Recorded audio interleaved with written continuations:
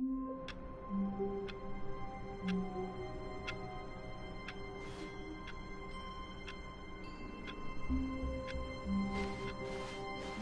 of his co-workers were gone.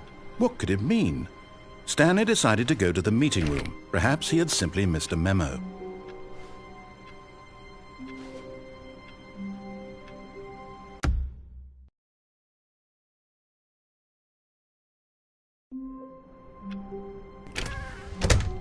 But Stanley simply couldn't handle the pressure. What if he had to make a decision? What if a crucial outcome fell under his responsibility? He had never been trained for that. No. This couldn't go anywhere except badly. The thing to do now, Stanley thought to himself, is to wait. Nothing will hurt me. Nothing will break me. In here I can be happy forever. I will be happy. Stanley waited. Hours passed, then days. Had years gone by? He no longer had the ability to tell. But the one thing he knew for sure, beyond any doubt, was that if he waited long enough, the answers would come. Eventually, someday, they would arrive.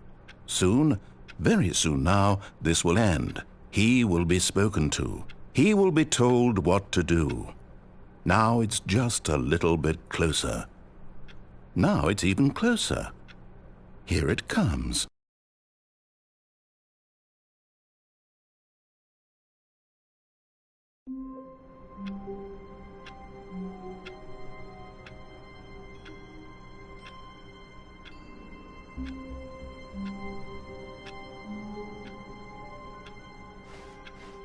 All of his co-workers were gone.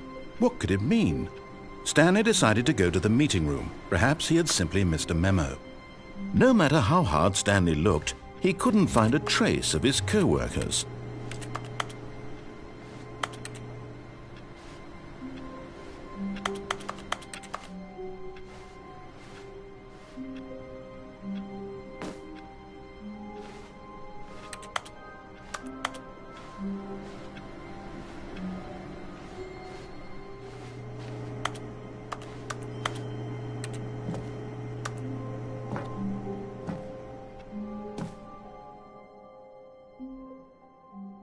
At first, Stanley assumed he'd broken the map, until he heard this narration and realized it was part of the game's design all along.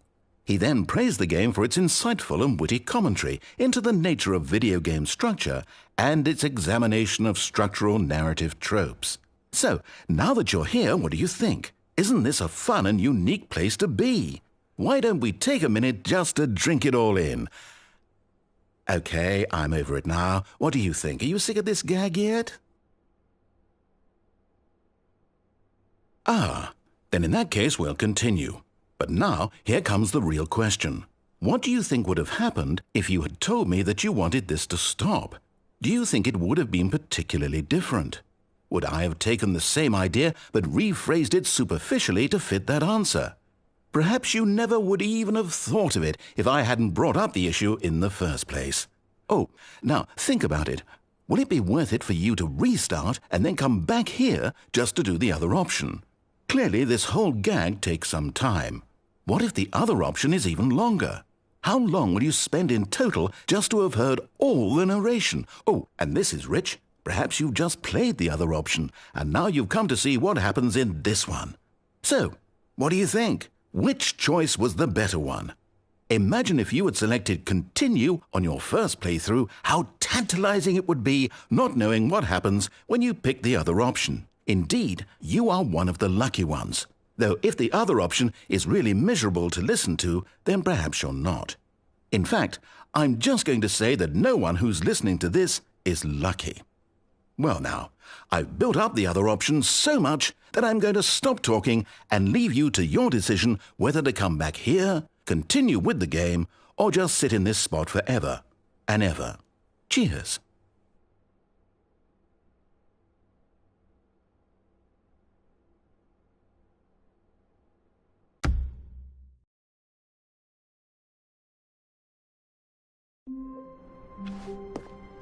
All of his co-workers were gone.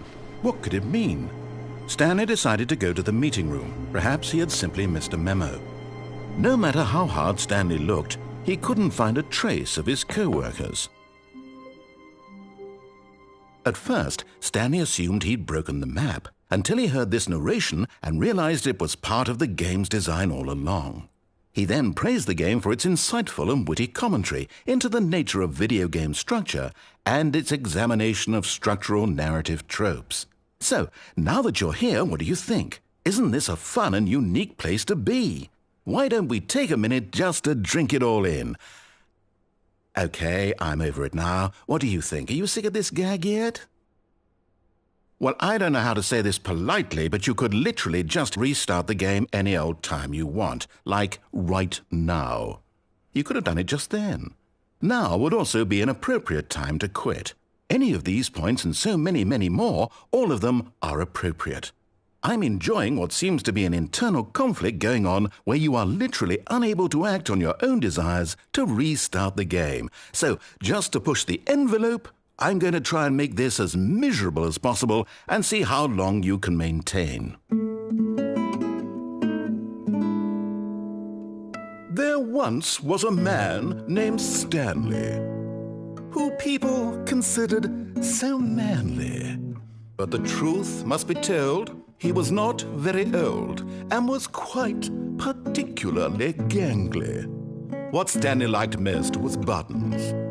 He pushed them like some kind of glutton. He did it all day in a meaningful way, but his brain had long ceased to function. Which is why he is in this parable and lives an existence quite terrible. And if you are not strong and keep playing along, you too will become quite unbearable. Yes. You too will become quite unbearable.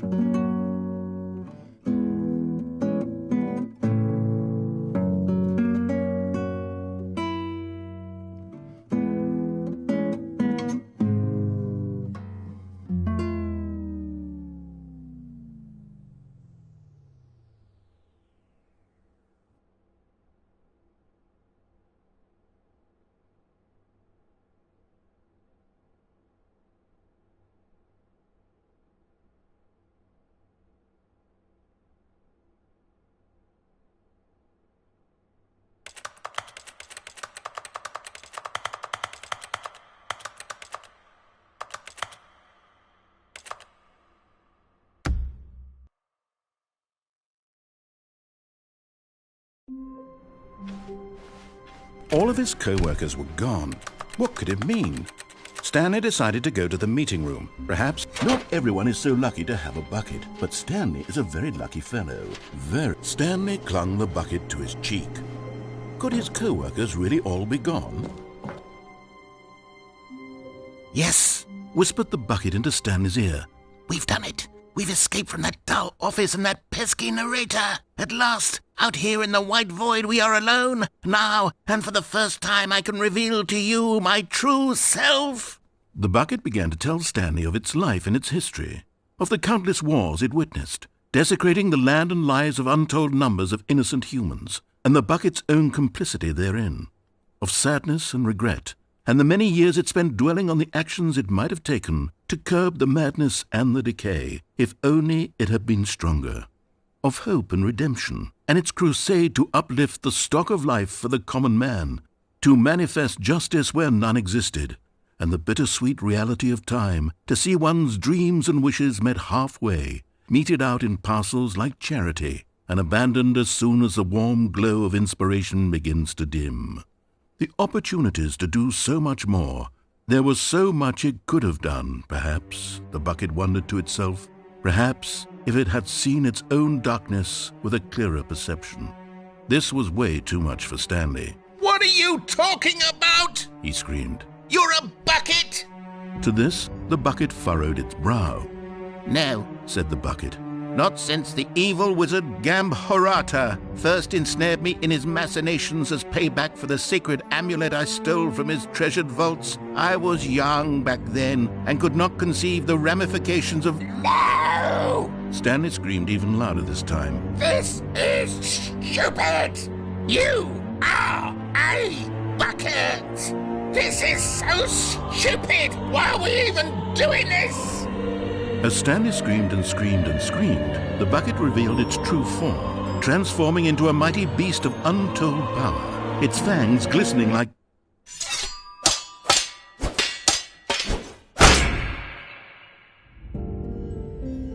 My God, Stanley, you did it. You saved us from the bucket. Thank God you already had all 12 emblems of sages and knew the incantations to summon their true power. Otherwise, we would have easily been overwhelmed by the bucket's power. I'm speechless. You've demonstrated such bravery here today. Come, let's restart the game, and we'll agree to never again go trifling with this bucket, nor the dark magic cast away inside of it.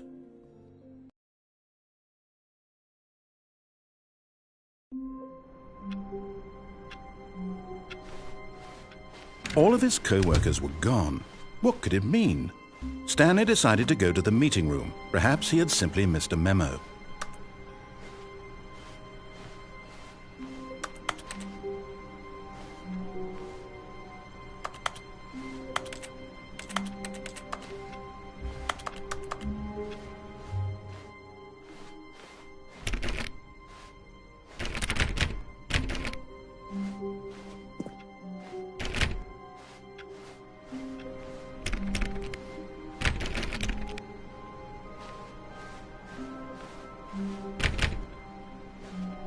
Stanley went around touching every little thing in the office, but it didn't make a single difference, nor did it advance the story in any way.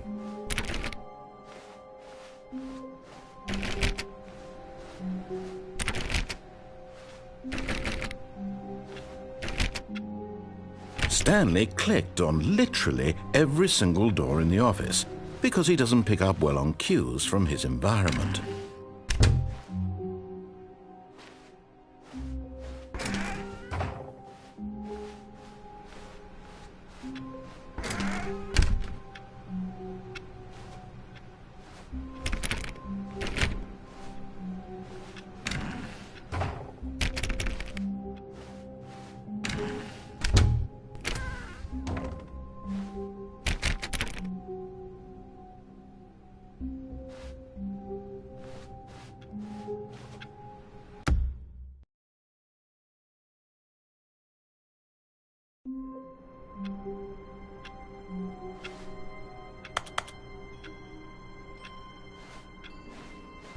All of his co-workers were gone. What could it mean? Stanley decided to go to the meeting room. Perhaps he had simply missed a memo. No matter how hard Stanley looked, he couldn't find a trace of his co-workers.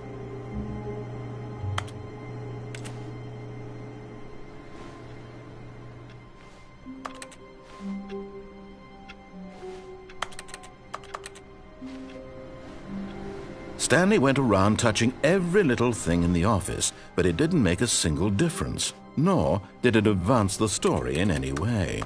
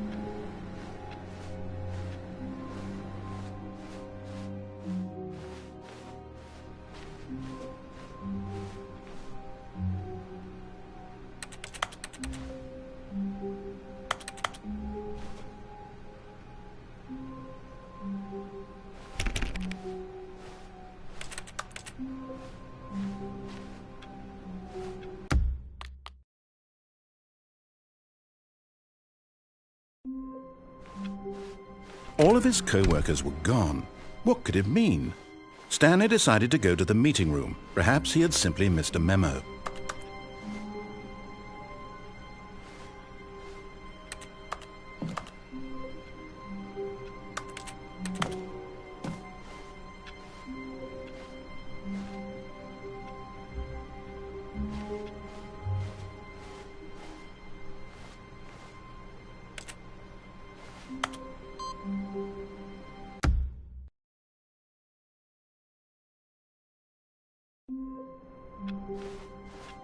All of his co-workers were gone. What could it mean? Stanley decided to go to the meeting room. Perhaps he had simply missed a memo.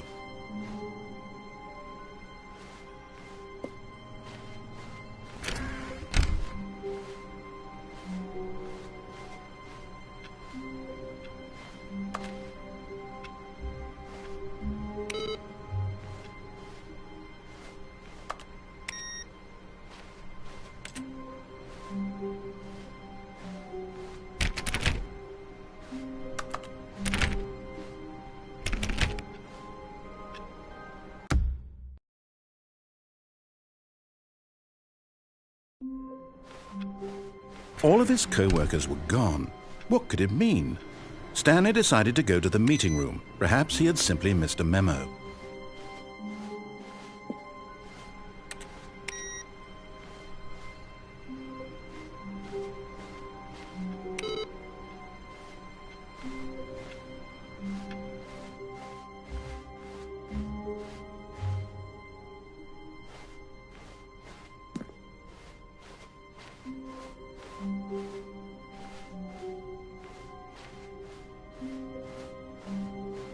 When Stanley came to a set of 2 open doors, he entered the door on his left.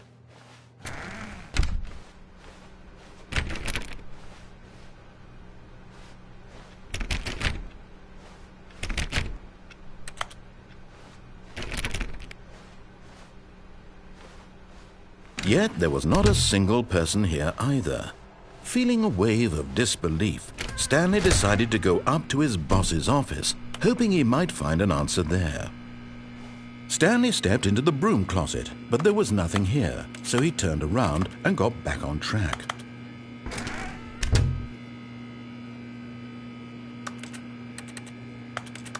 There was nothing here. No choice to make, no path to follow, just an empty broom closet. No reason to still be here.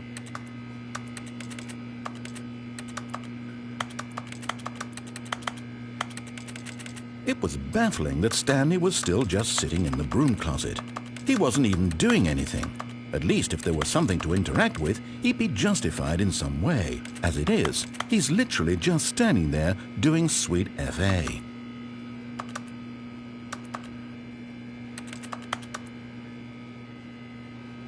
Are you really still in the broom closet? Standing around doing nothing? Why?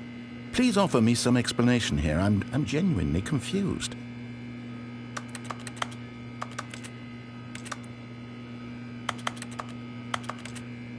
You do realize there's no choice or anything in here, right?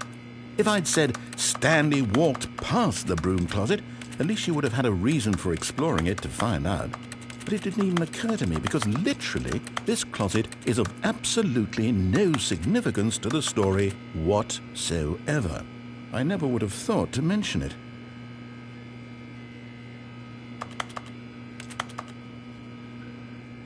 Maybe to you this is somehow its own branching path.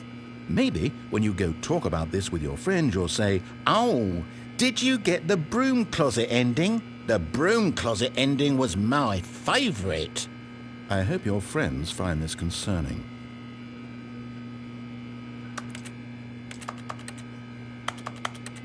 Stanley was fat and ugly and really stupid.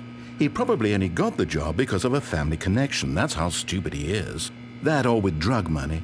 Also, Stanley is addicted to drugs and hookers.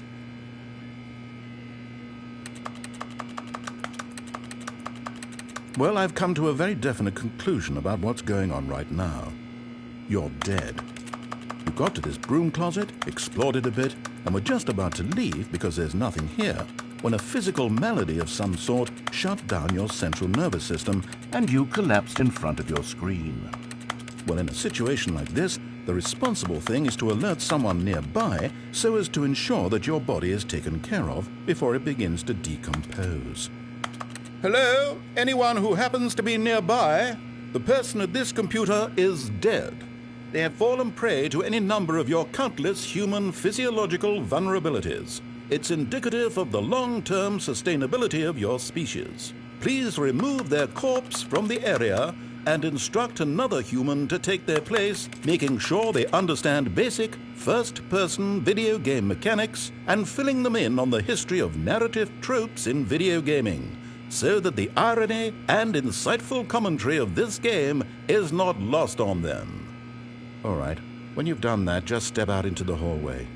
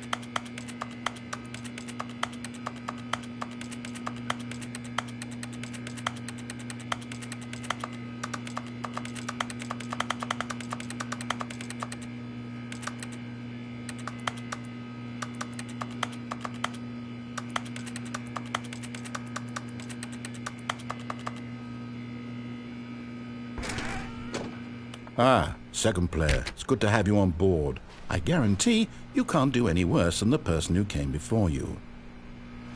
You too? Unbelievable. I'm at the mercy of an entire species of invalids. Perhaps there's a monkey nearby you can hand the controls to. A fish? Fungus?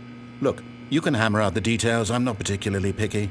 I'll just be waiting for when you're ready to pick up the story again.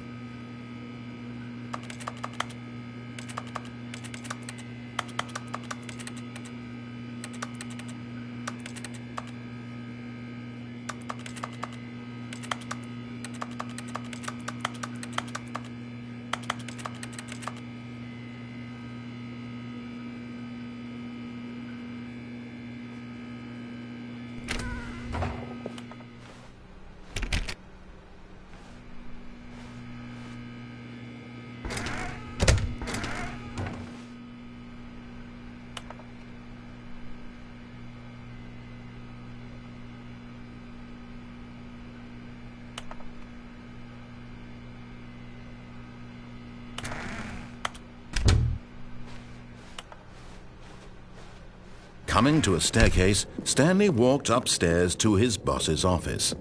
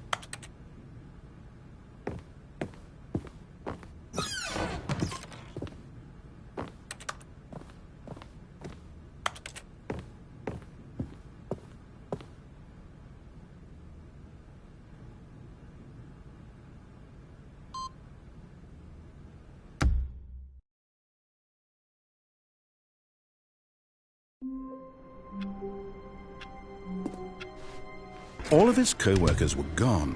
What could it mean? Stanley decided to go to the meeting room. Perhaps he had simply missed a memo. No matter how hard Stanley looked, he couldn't find a trace of his co-workers.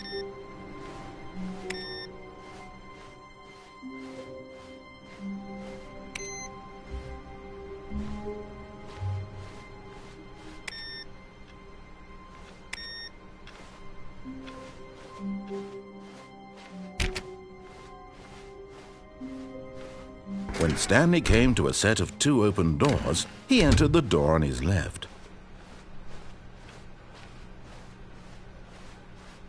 Yet there was not a single person here either. Feeling a wave of disbelief, Stanley decided to go up to his boss's office. Coming to a staircase, Stanley walked upstairs to his boss's office.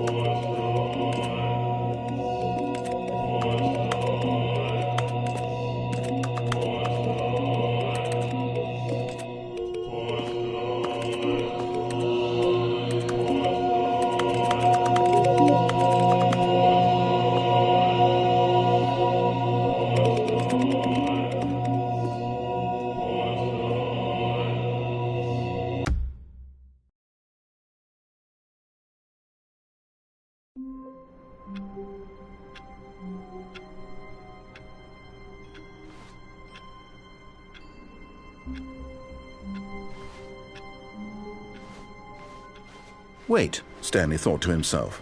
Am I sure that the orders stopped coming in? How is that possible? They never stopped. Surely I was mistaken. No, the orders were still missing. For now.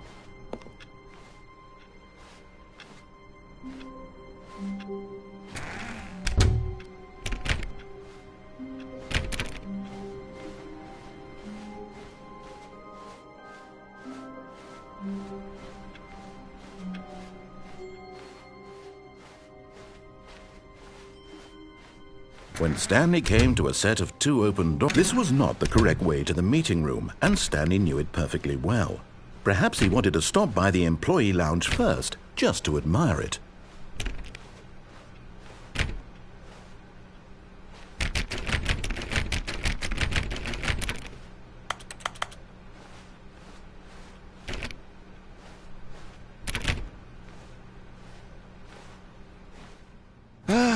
Yes, truly a room worth admiring.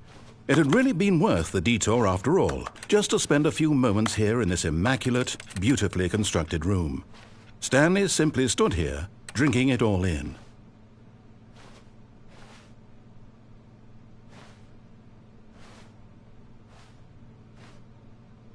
But eager to get back to business, Stanley took the first open door on his left.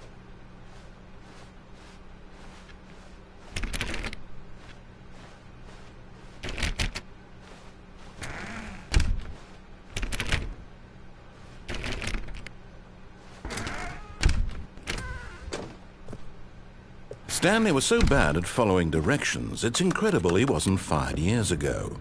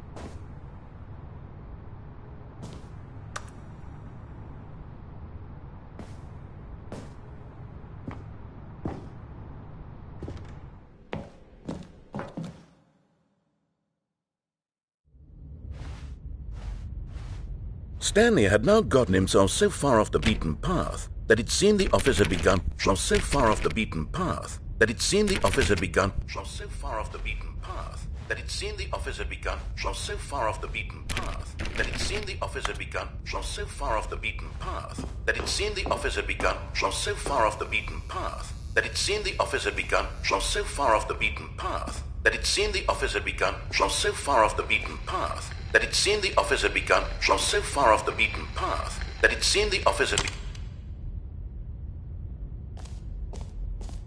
You didn't think I was actually just a recording, did you? What a silly and trite explanation that would be. All the back and forth between you and me, all the absurd adventures we've been through, and it all turns out I'm just a tape recording? It was all just in Stanley's head. I bet that's the kind of twist you think is revelatory. I bet each and every time you watch a movie where it turns out all to be in the main character's imagination, you must absolutely bolt off the couch in pure shock at the phenomenal and intricate storytelling. It must be so simple to be you. Life being an unending waterfall of surprises and delights. How much more exciting you must find the world than the rest of us do. Now I've become sad. Look what you've done to me. This is all your fault.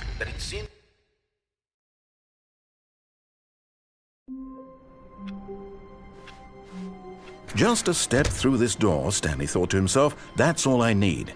If I can make it through this door, I can make it through them all. No matter how hard Stanley looked, he couldn't find a trace of his co-workers.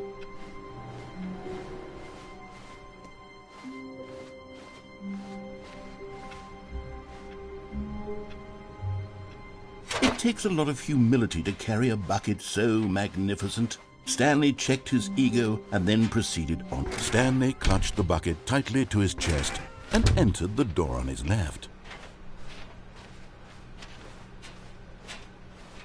Still no one was here. Stanley needed the bucket's warmth and comfort now more than ever. Perhaps his boss's office was where... Stanley, can you feel it? The broom closet. It wants the bucket. You can feel that, can't you? The aura of jealousy, it's as clear as day. This broom closet believes it deserves the bucket. I can really feel it now. It's a bucket. It belongs in a broom closet. That's what the broom closet is trying to say here. It's supposed to go with the other cleaning supplies. Good for you, Stanley. Don't give in. Don't hand over the bucket. I know how hard it must be, given the pressure that the broom closet is putting on your shoulders right now, but you have to be strong. This is your bucket. This is your companion and lifelong friend. You can't hand it over. Oh, no. We're getting into name-calling now, it seems. Is this how low the broom closet has sunk, that it has to resort to this stream of petty insults simply in order to get you to hand over the bucket? Stanley, I never liked this broom closet for a variety of reasons, but even this is worse than I had imagined. And wait, now the broom closet has the gall to imply that you and the bucket are not truly deep and lasting friends? That your relationship is purely superficial and convenient? That your life is so banal and meaningless that you'd feel the same sort of kinship towards any inanimate object which happened to lay in your path in an even partially enticing manner? Well, I never. Go on, Stanley. Lay into it. Really tell the broom closet off for its demeaning comments. Expand on the wide variety of experiences you and the bucket have shared together. Go through each of them point by point. Share your journal entries detailing the rich emotional landscape of your feelings for the bucket as they have changed and evolved over the years. Let him have it.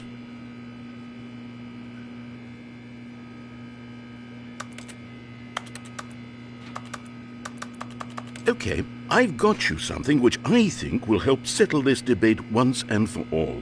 Here we go. There. Now it's settled. No more debate, no more discussion.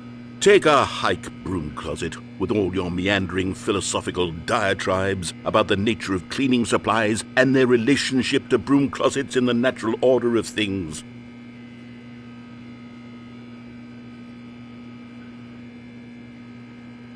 All right, I've got a second sticker back here, and I'm going to slap it on as well because I think it's appropriate.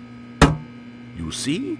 I feel that it works because the sticker is also a bucket. That way, if you're ever unsure whether the thing you're holding is a bucket or not, you can look down at this sticker and say to yourself, "Ah, it's a bucket." There really is a wide variety of applications for this sticker.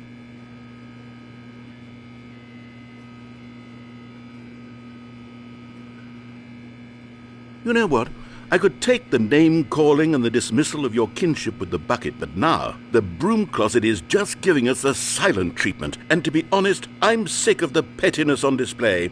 You can stay here all you like, but I've had it with this impetulant room of cleaning supplies, easily the most childish such room I've ever been in. I'll see you outside, and we can get on with the story about you and your bucket.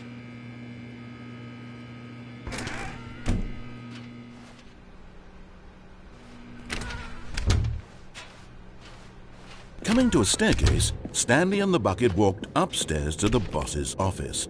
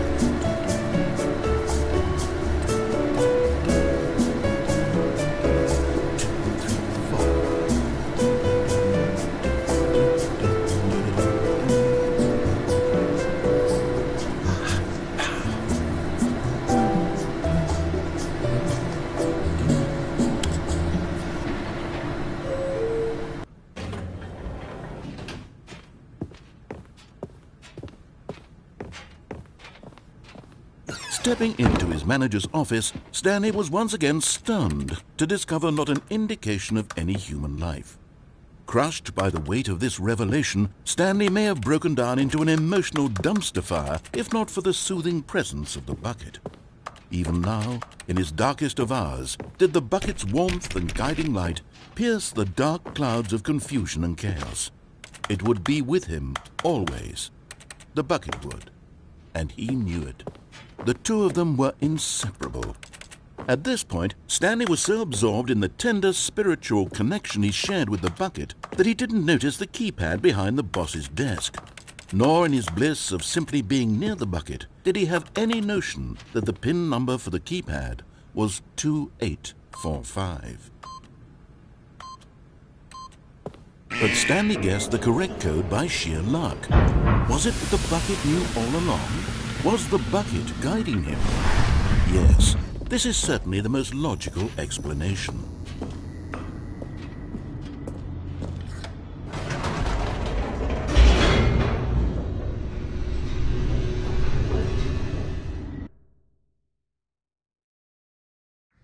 The elevator raced downward, plummeting towards an unknown fate.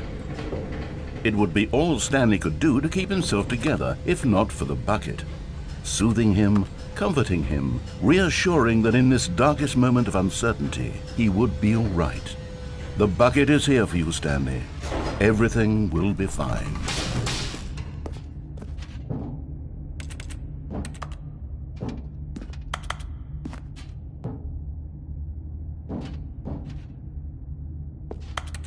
Stanley and the bucket walked straight ahead through the large door that read, Mind Control Facility.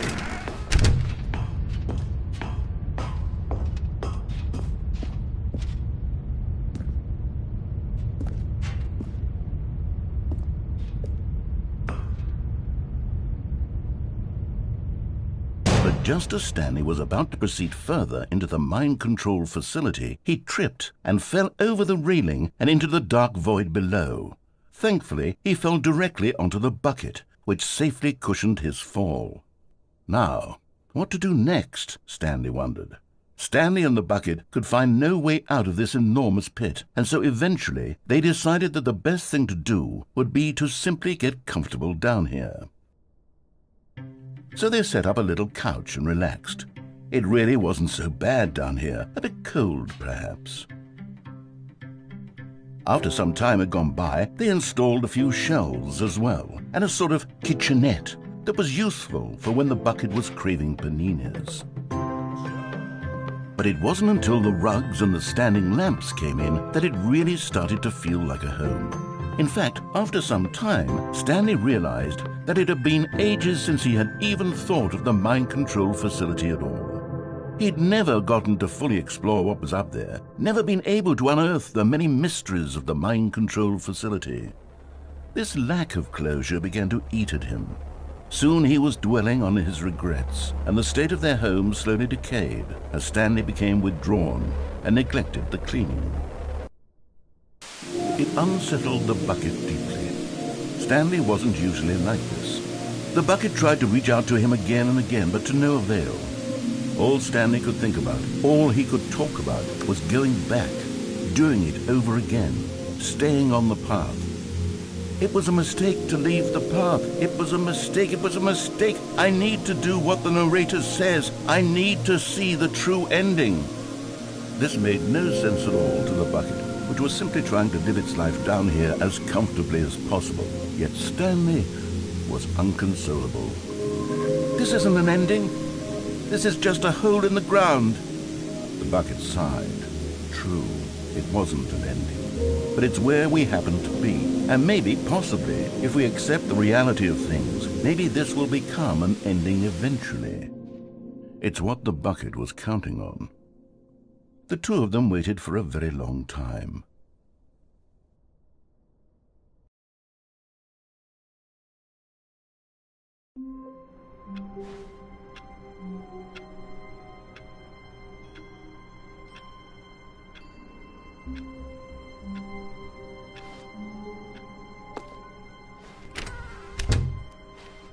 Stanley cradled the bucket in a gentle embrace, protective yet delicate. Stanley clutched the bucket tightly to his chest and entered the door on his left.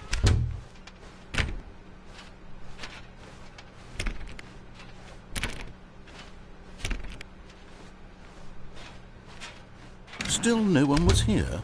Stanley needed the bucket's warmth and comfort now more than ever. Perhaps his boss's office was where he'd find... Coming to a staircase, Stanley and the bucket walked upstairs to the boss's office.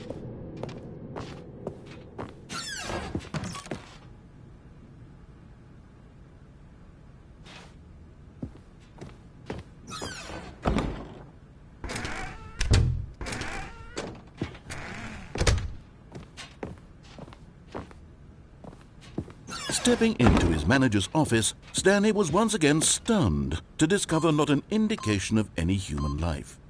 Crushed, but Stanley guessed the correct code by sheer luck. Was it that the bucket knew all along? Was the bucket guiding him? Yes, this is certainly the most logical explanation.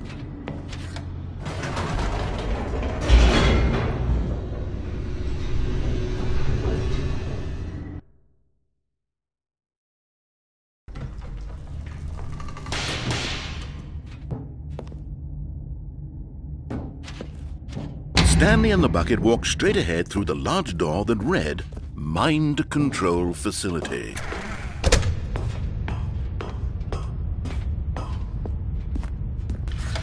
The lights rose on an enormous room packed with television screens. What horrible secret did this place hold? Stanley and the bucket both wondered to themselves.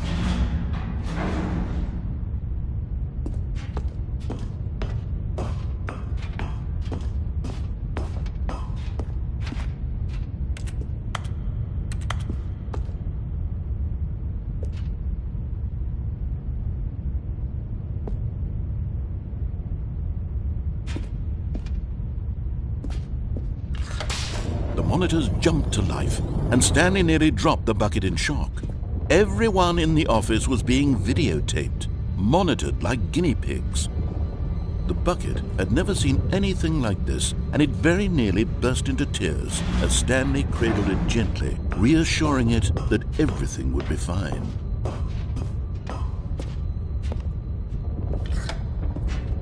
Was the bucket under the mind control facility's influence as well? Had the bucket been told to do things it didn't wish to do? What kinds of things does a bucket want to do or not want to do in the first place? These questions raced furiously in Stanley's feeble mind. No! He screamed into the bucket. He couldn't accept it. His own life in someone else's control, never! He squeezed the bucket tighter, his one friend in the entire world. At this point, he could trust no one except for the bucket. But here was the proof. The heart of the operation. Controls labeled with emotions, happy or sad or content.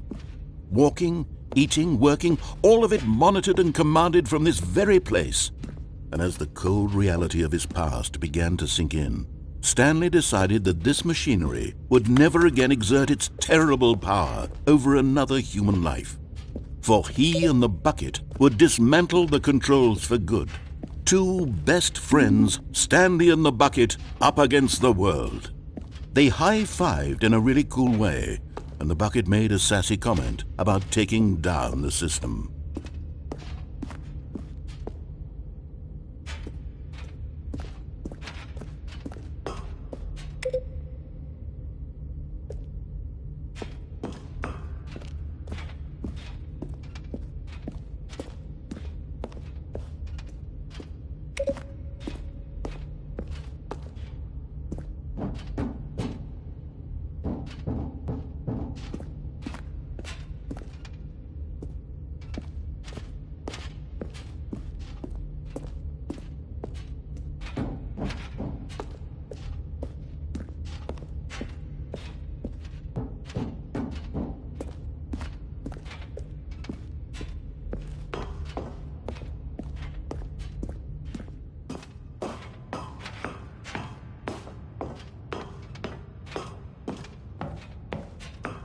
When at last they came to the source of the room's power, Stanley and the bucket knew it was their obligation to put an end to this horrible place and to everything it stood for.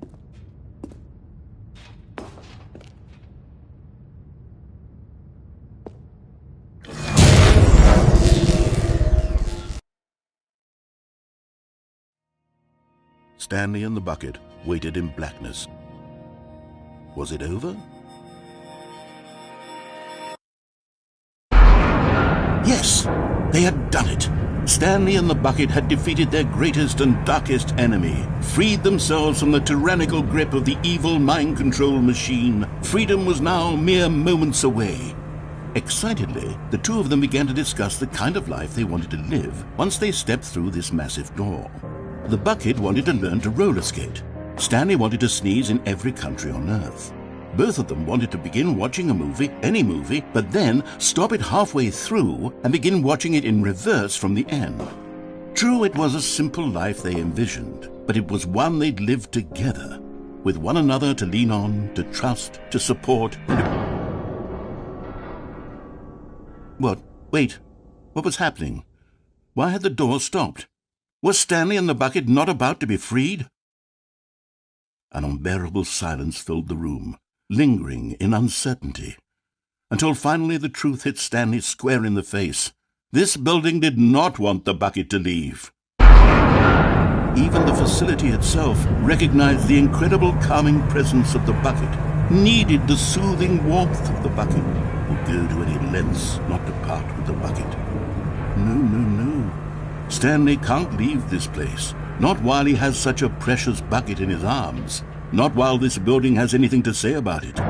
Stanley realized he would never again leave this very room, but at least he has the bucket. To be trapped eternally in darkness isn't really so bad, Stanley thought to himself. As long as I have my bucket with me, right? I'll be okay, won't I? Stanley gulped. Very soon now, he was about to find out.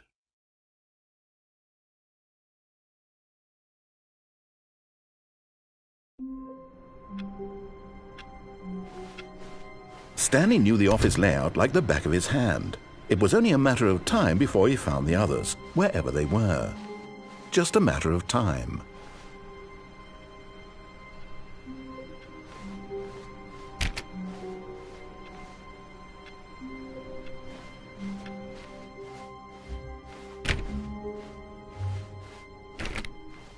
When Stanley came to a set of 2 open doors, this was not the correct way to the meeting room, and Stanley knew it perfectly well. Perhaps he wanted to stop by the employee lounge first, just to admire it. Wow, yes, this room. But eager to get back to business, Stanley took the first open door on his left. Stanley was so bad at following directions, it's incredible he wasn't fired years ago. Look, Stanley, I think perhaps we've gotten off on the wrong foot here. I'm not your enemy, really, I'm not. I realize that investing your trust in someone else can be difficult, but the fact is that the story has been about nothing but you all this time. There's someone you've been neglecting, Stanley. Someone you've forgotten about. Please, stop trying to make every decision by yourself. Now, I'm not asking for me, I'm asking for her. This is it, Stanley.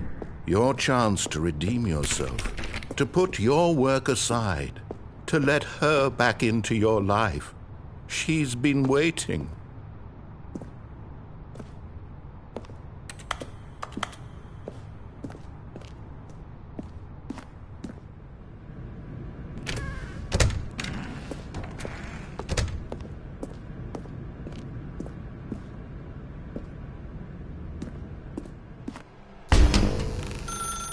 That's her, Stanley. You need to be the one to do this, to reach out to her. If you can truly place your faith in another, then pick up the phone.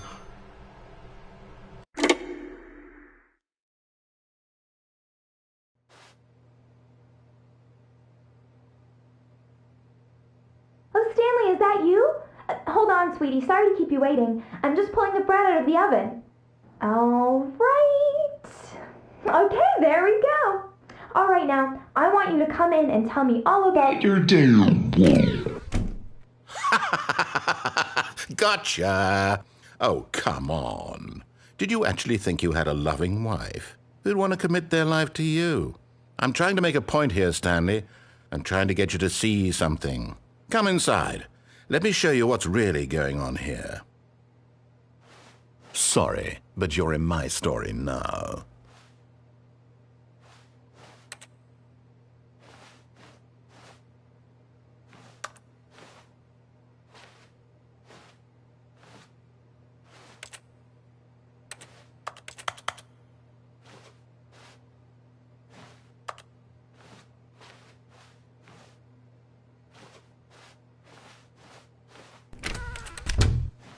This is a very sad story about the death of a man named Stanley.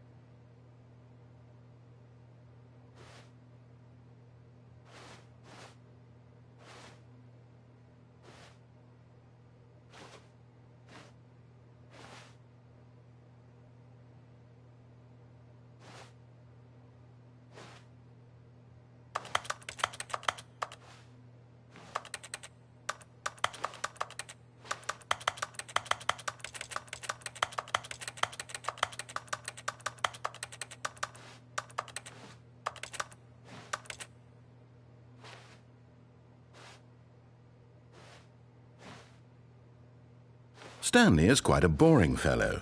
He has a job that demands nothing of him, and every button that he pushes is a reminder of the inconsequential nature of his existence.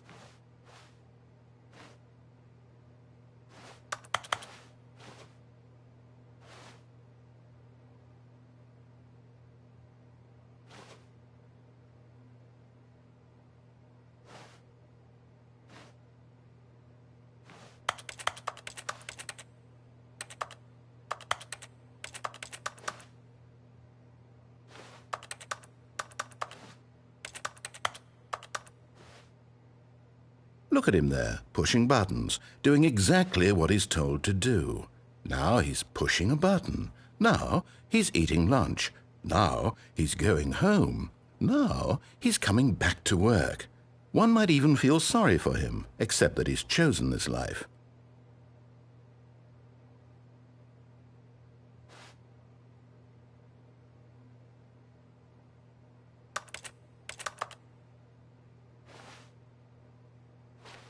But in his mind, in his mind he can go on fantastic adventures. From behind his desk, Stanley dreamed of wild expeditions into the unknown, fantastic discoveries of new lands. It was wonderful, and each day that he returned to work was a reminder that none of it would ever happen to him.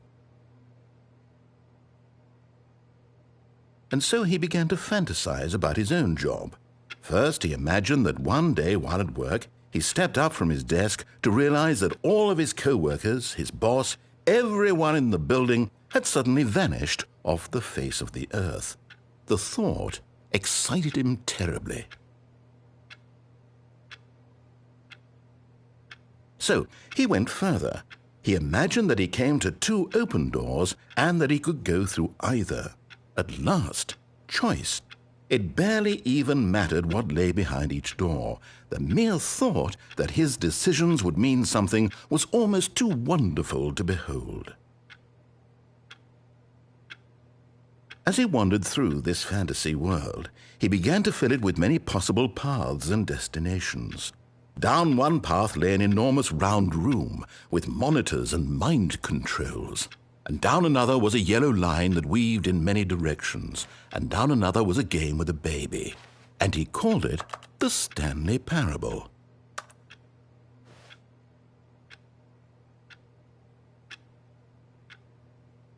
It was such a wonderful fantasy, and so in his head he relived it again and then again and again, over and over, wishing beyond hope that it would never end, that he might always feel this free. Surely there's an answer down some new path, mustn't there be? Perhaps if he played just one more time. But there is no answer. How could there possibly be? In reality, all he's doing is pushing the same buttons he always has. Nothing has changed. The longer he spends here, the more invested he gets, the more he forgets which life is the real one. And I'm trying to tell him this, that in this world he can never be anything but an observer, that as long as he remains here, he's slowly killing himself. But he won't listen to me. He won't stop. Here, watch this. Stanley, the next time the screen asks you to push a button, do not do it.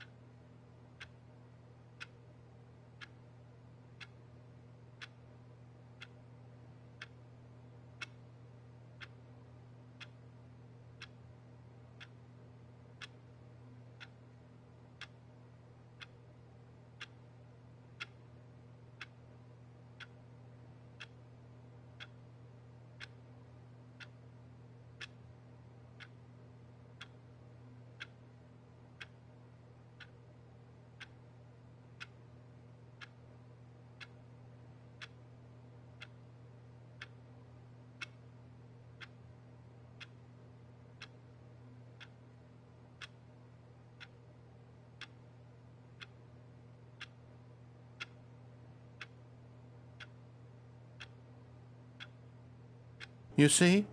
Can he just not hear me? How can I tell him in a way that he'll understand that every second he remains here, he's electing to kill himself? How can I get him to see what I see? How can I make him look at himself?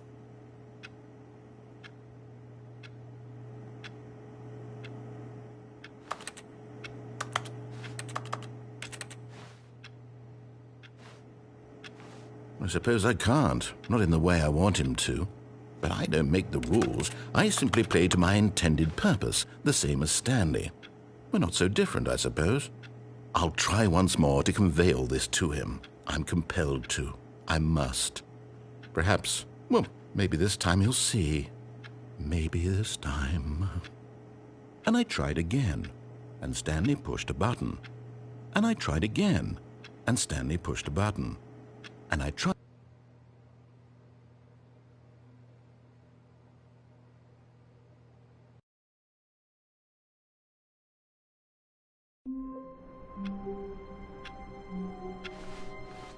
All of his co-workers were gone.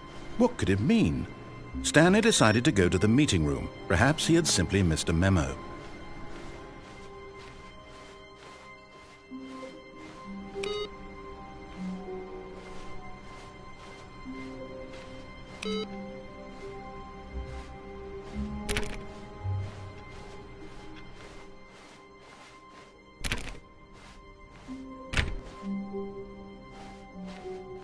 When Stanley came to a set of 2 open doors, he entered the door on his left.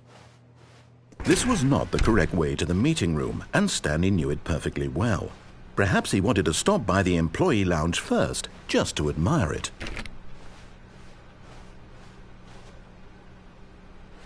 The lounge was sublime, a work of art. What was it about this room that caught? But eager to get back to business, Stanley took the first open door on his left.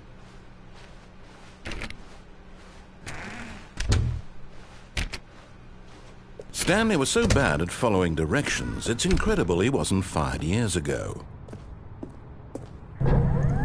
Look, Stanley, I think perhaps we've gotten off on the wrong foot here. I'm not your enemy, really, I'm not. I realize that investing your trust in someone else can be difficult, but the fact is that the story has been about nothing but you all this time. There's someone you've been neglecting, Stanley. Someone you've forgotten about. What? Really? I was in the middle of something. Do you have zero consideration for others? Are you that convinced that I want something bad to happen to you? Why, I don't know how to convince you of this, but I really do want to help you, to show you something beautiful. Look, let me prove it.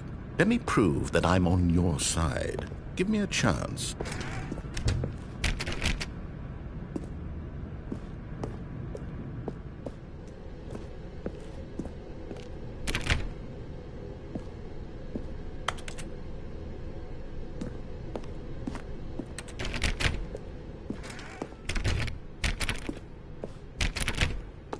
Now listen carefully, this is important. Stanley walked through the red door.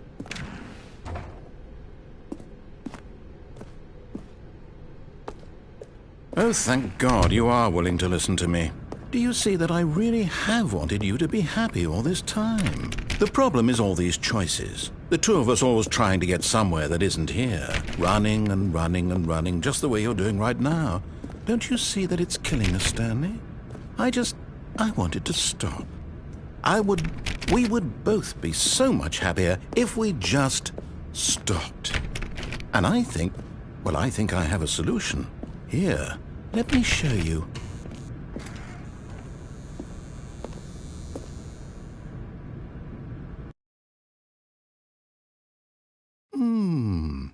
What do we want?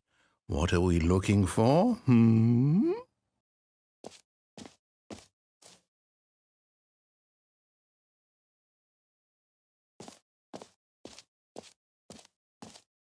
Here, yes. Oh, it's beautiful, isn't it? If we just stay right here, right in this moment with this place, Stanley, I think I feel happy. I actually feel happy.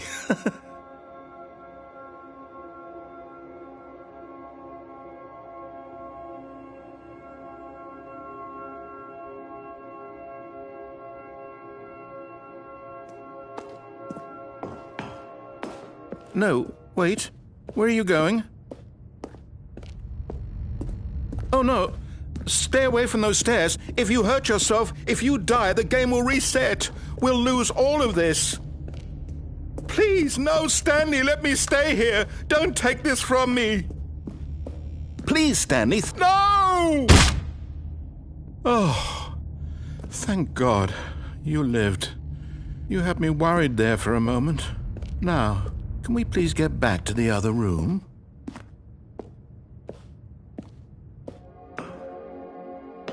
There. See? This is what you want. This is where we can both be happy. We really can. If we stop moving, we just have to stop moving.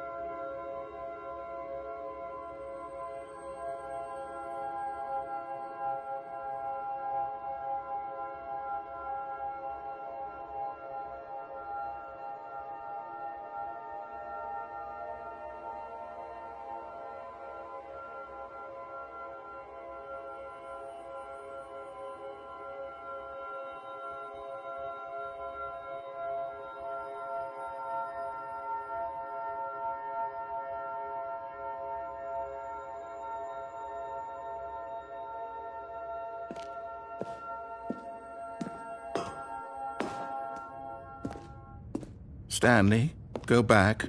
There's nothing good that can come from this.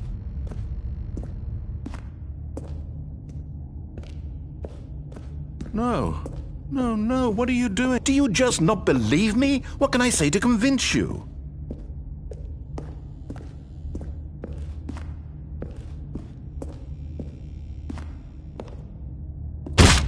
Stanley, let's go back to the other room. Can you do that for me? Yes, perhaps you can. Perhaps you finally see what I'm talking about.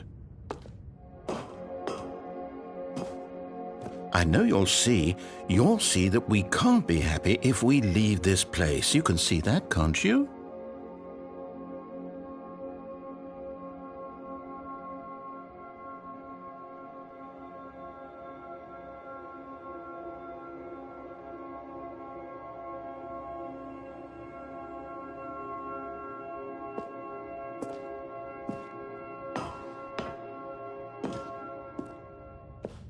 No, perhaps not.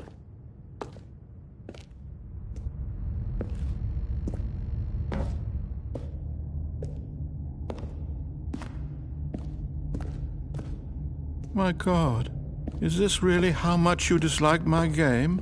That you'll throw yourself from this platform over and over to be rid of it? You are literally willing to kill yourself to keep me from being happy. Am I reading the situation correctly? Or maybe you're just getting a kick out of it. I don't know anymore. Do you actually want to stay alive? Or are you just teasing me?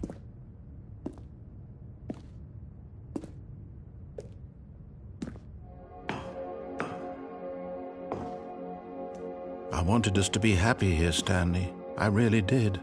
I still thought that was possible.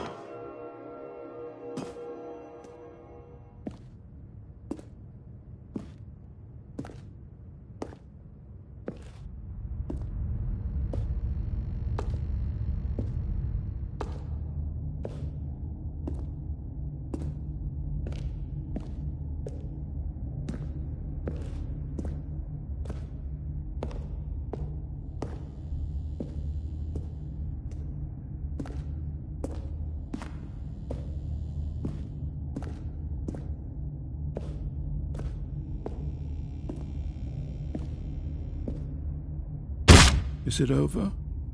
It's going to restart, isn't it? I'm going back.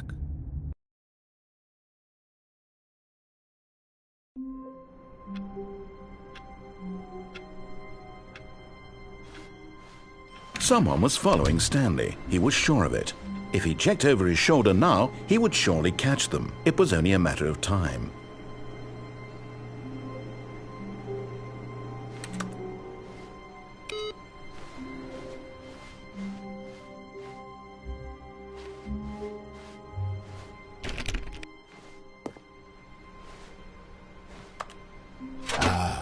Stanley's bucket, the only co-worker he would ever truly need.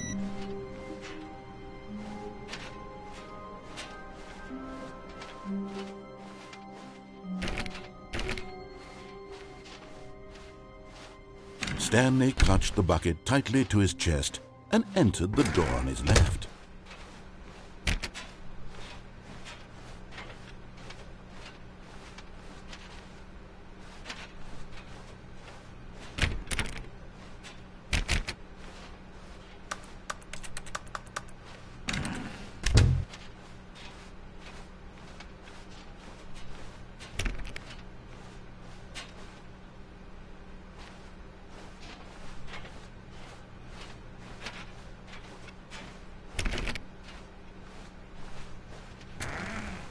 Still no one was here. Stanley needed the bucket's warmth and comfort now more than ever. Perhaps his boss's office was where he'd coming to a staircase. Stanley and the bucket walked upstairs to the boss's office.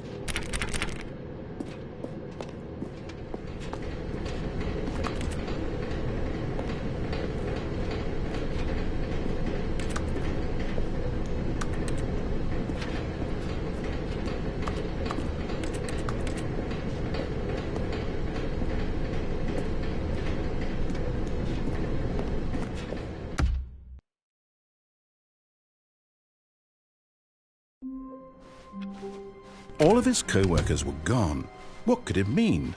Stanley decided to go to the meeting room. Perhaps he had simply missed a memo. Is Stanley, without the bucket, really Stanley at all? No, no, surely not. Stanley clutched the bucket tightly to his... This was not the correct way to the meeting room, but Stanley had felt the bucket calling to him, telling him that the employee lounge was simply the place to be. And here it was. Had the bucket turned out to be correct? No, never mind. The bucket was wrong. Stanley took the door on his left to go back, and so the two of them detoured through the maintenance section and walked straight ahead to the opposite door.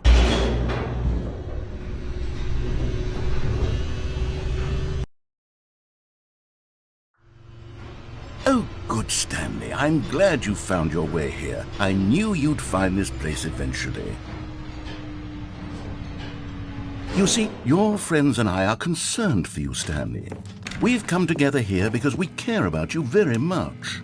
It's this bucket you're carrying around everywhere.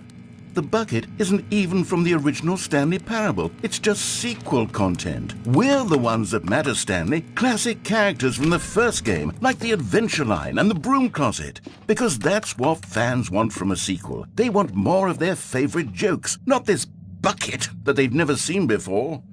Yes, I know I'm the one who gave you the bucket, but you're spending too much time with it. Don't you want another story involving the Adventure Line? We could make the Adventure Line go somewhere new. Yes, yes, that's what the fans want. Let's do it.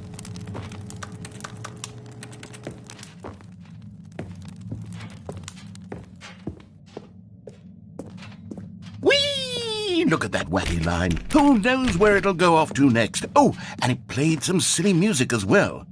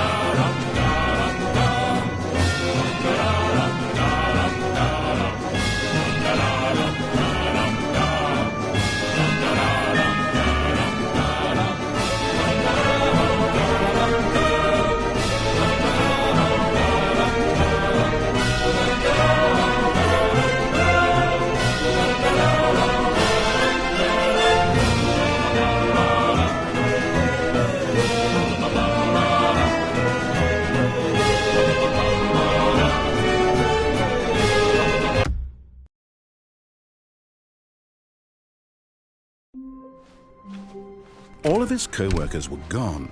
What could it mean? Stanley decided to go to the meeting room. Perhaps he had simply missed a memo.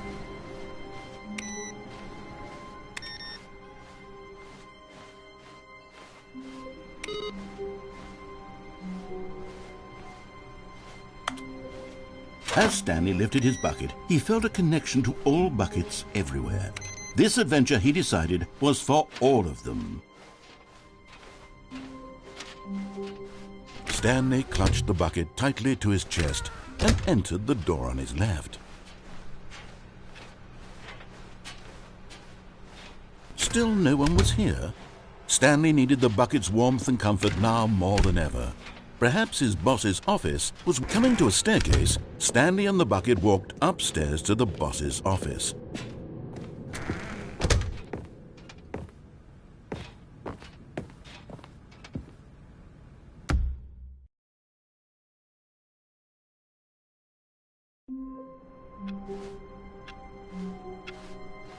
All of his co-workers were gone.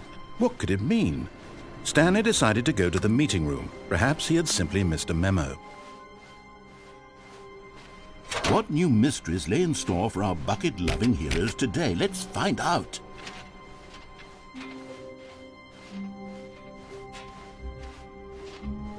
Stanley clutched the bucket tightly to his chest. This was not the correct way to the meeting room, but Stanley had felt the bucket calling to him, telling him that the employee lounge was simply the place to be. And here it was. Had the bucket turned out to be correct? No, never mind. The bucket was wrong. Stanley took the door on his left to go back, and so the two of them detoured through the maintenance section and walked straight ahead to the opposite door.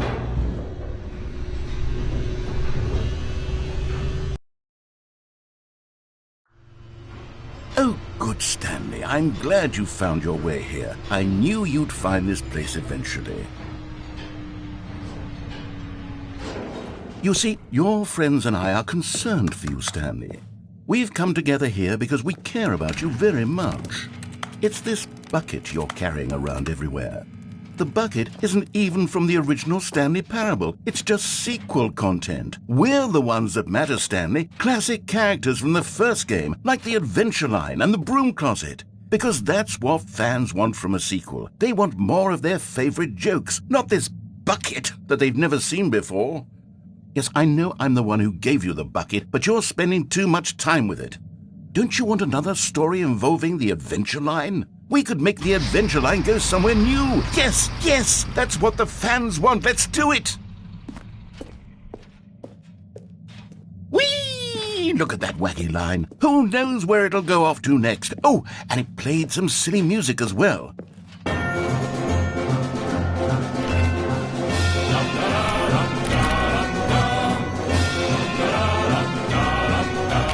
Now this is what the Stanley Parable is all about. Don't you remember all those great jokes from the original dialogue? Also, Stanley is addicted to drugs and hookers. Yes, it's as classic now as it was back then. Let's do it for the fans, Stanley. Let's give them more content exactly like this. But if we want to do that, you're going to have to give something up.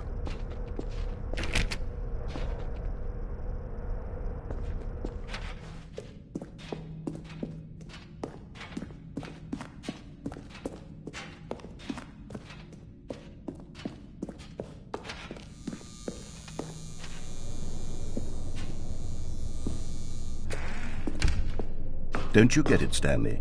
We need to get rid of the bucket. That's why I'm very proud to introduce a brand new character. This is the Bucket Destroyer. I think it'll make a wonderful new addition to the rich lore of the Stanley Parable. True, it also was not in the original game, but it's such a well-fleshed-out character with so much personality that to me it already feels as though it's been part of the cast all along. Don't you agree?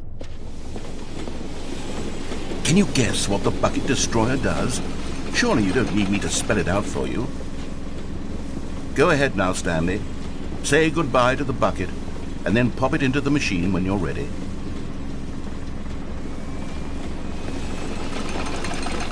Now listen to me. It's crucial that you give it the bucket. I don't know what the Bucket Destroyer will do if it can't destroy your bucket. Destroying buckets is all it knows. That is its singular personality trait.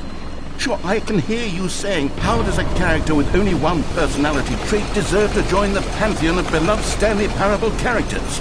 Well, you see, if you were to really explore the Bucket Destroyer, you would see that its desire to crush buckets is so densely loaded with complexity and nuance that it's really like 10 personality traits. What other object in this game can you even say that about? The Broom Closet? Certainly not. I wonder what sort of Bucket Destroyer merchandise the fans will be clamoring for after this. Okay, the Bucket Destroyer is getting very upset now. You'll have to hurry and feed it. We can't get back to the classic Stanley Parable characters like the Adventure Line or the Bucket Destroyer until you crush that damn bucket. Quickly now, the fans are waiting. Do it, the fans, Stanley. Give the fans what they want. Hurry and...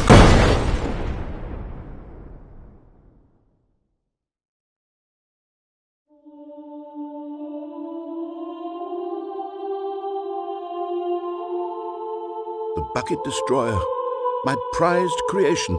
You had so much potential. We were going to do such marvelous things with you, tell such spell-binding stories about you. All of it squandered now. Goodbye, new friend. For the moment in time that you were here, you were magnificent.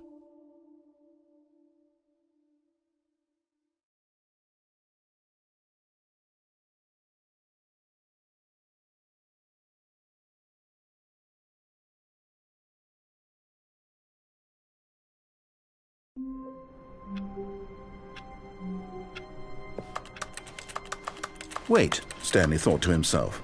Am I sure that the orders stopped coming in? How is that possible? They never stopped. Surely I was mistaken. No, the orders were still missing. For now.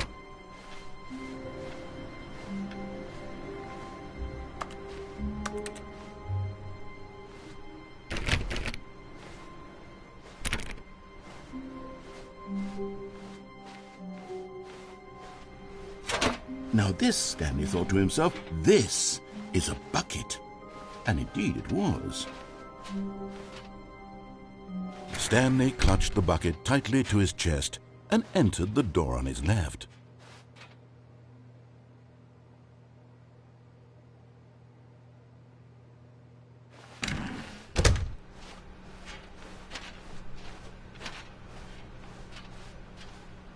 Still no one was here. Stanley needed the bucket's warmth and comfort now more than ever. Perhaps his boss's office was where he'd find answers. Coming to a staircase, Stanley and the bucket walked upstairs to the boss's office.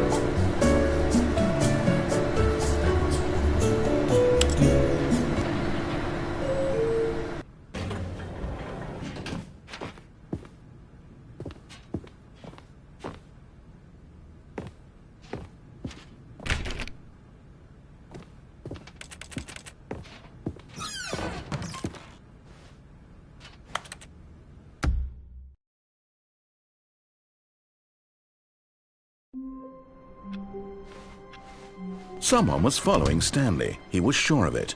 If he checked over his shoulder now, he would surely catch them. It was only a matter of time.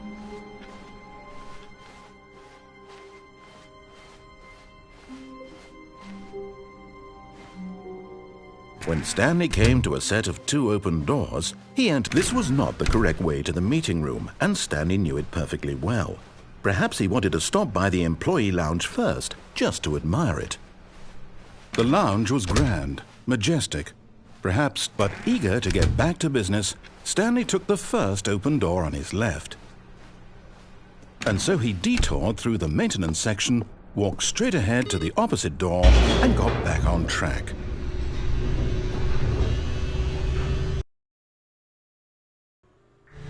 But Stanley didn't want to go back to the office. He wanted to wander about and get even further off track. So now in order to get back, he needed to go, from here it's, oh, no, it's to the right, my mistake. No, not the right. Why would I have ever said it was to the right? What was I thinking? It's clearly... Oh dear, would you hold on for a minute, please? Now, let's see. We went down right, left, down, left, right. Yep, okay, yes. I've got it now. This story is absolutely, definitely this way.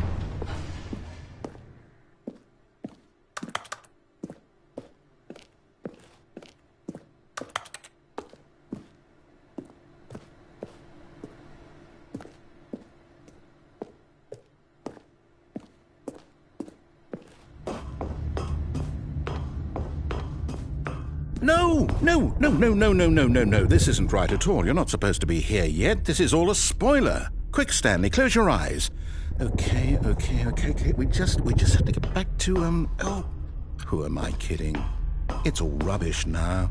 The whole story completely unusable. How about, rather than waste my time trying to salvage this nonsense, we'll just restart the game from the beginning.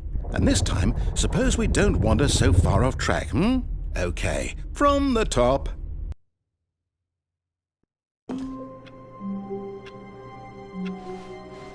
All of his co-workers were gone. What could it mean? Stanley decided to go to the meeting room. Perhaps he had simply missed a memo.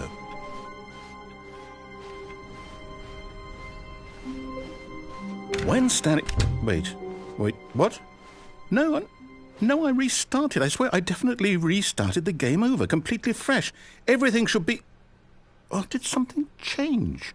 Stanley... Did you change anything when we were back in that room with all the monitors? Did you move the story somewhere or... Hold on. Why am I asking you? I'm the one who wrote the story. It was right here just a minute ago. I know for sure that it's here somewhere. Okay, then. It's an adventure. Come, Stanley. Let's find the story.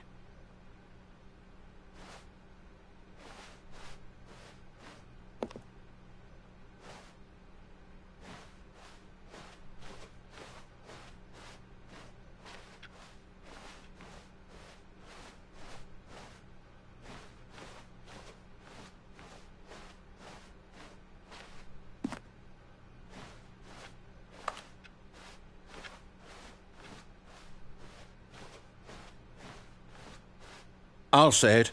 This is the worst adventure I've ever been on. I can promise you there definitely was a story here before. Do we need to restart the game again? Well, I find it unlikely that we'll ever progress by starting over and over again, but it's got to be better than this. Okay, let's give it a shot. Why not?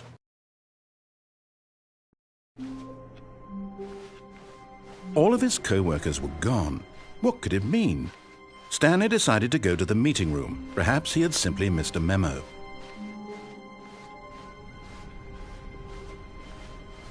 Okay, yep, it's worse. I might be remembering this wrong. It's possible the story is back where we just came from. Why don't we go back the other direction and see if we missed anything?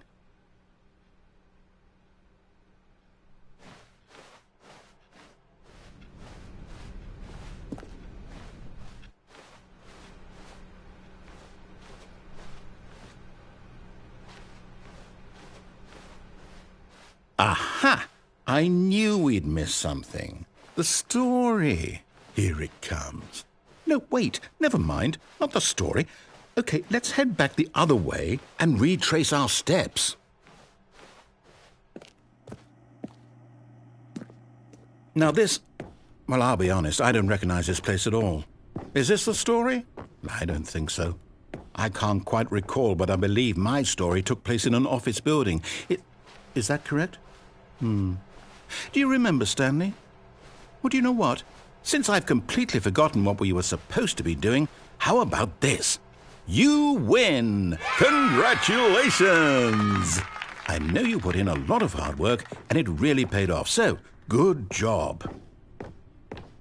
Oh, no. No, I don't feel right about this at all.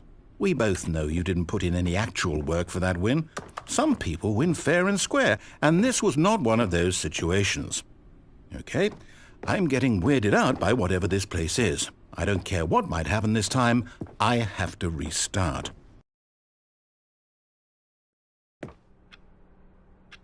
All right, I've got a solution. This time, to make sure we don't get lost, I've employed the help of the Stanley Parable Adventure Line. Just follow the line. How simple is that?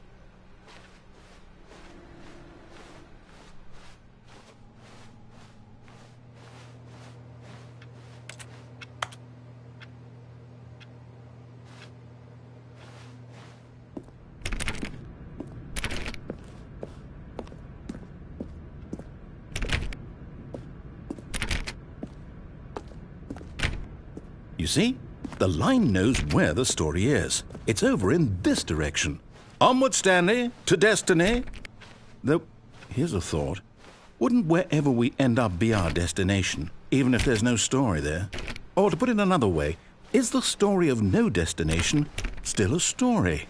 Simply by the act of moving forward, are we implying a journey such that a destination is inevitably conjured into being via the very manifestation of the nature of life itself? Okay, Stanley, I need to follow this train of thought for a minute. Just stick with me.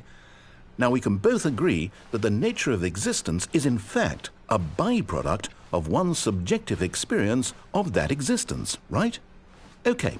Now, if my experience of your existence rests inside of your subjective experience of this office, is this office, in fact, the skeleton of my own relative experiential mental subjective construct? Whoa. Hang on. That got a bit weird back there. Well, I'd like to apologize. Not sure where I was going with all that. You know what? I think what we need right now is a bit of music to lighten the mood.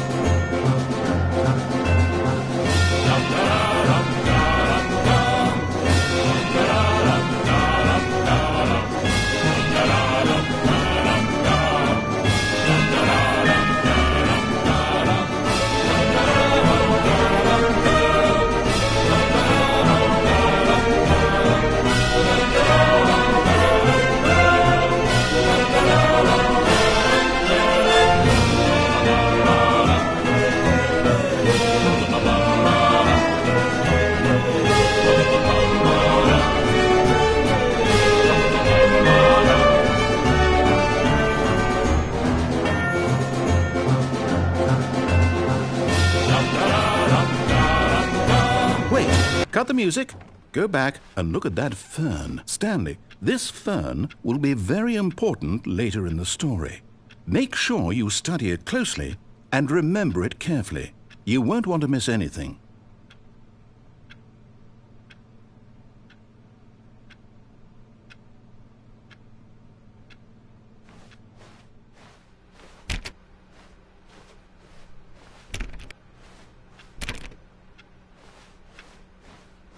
Wait, what? We're back at the office? No. Line, you do know we're looking for the Stanley Parable, right? The story? Is any of this ringing a bell?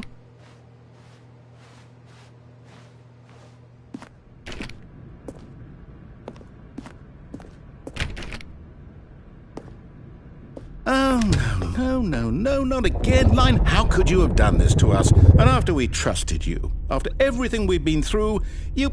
Well, I can't take this anymore. To hell with it. Restart.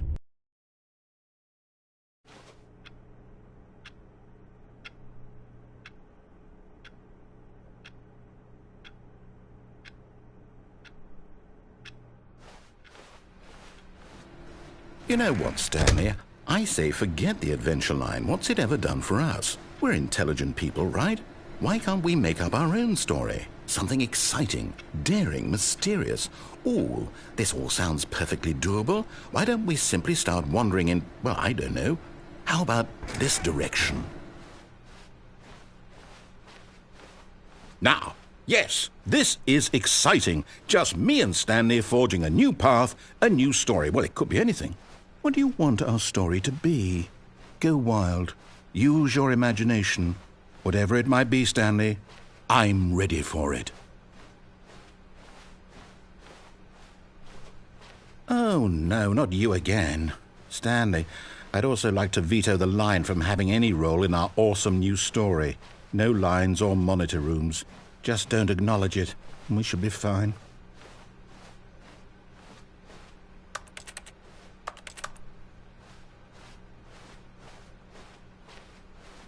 Ah, a choice.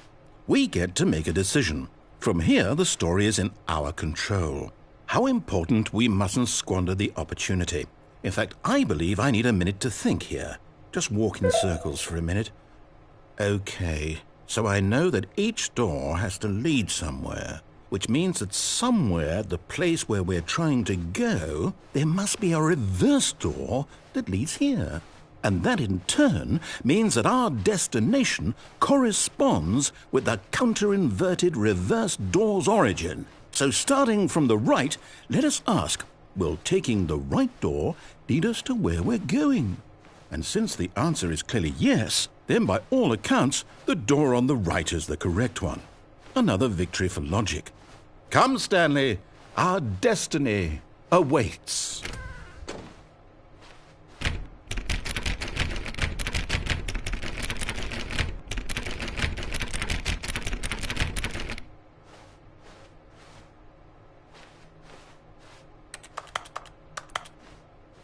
Oh, hold up, what's this?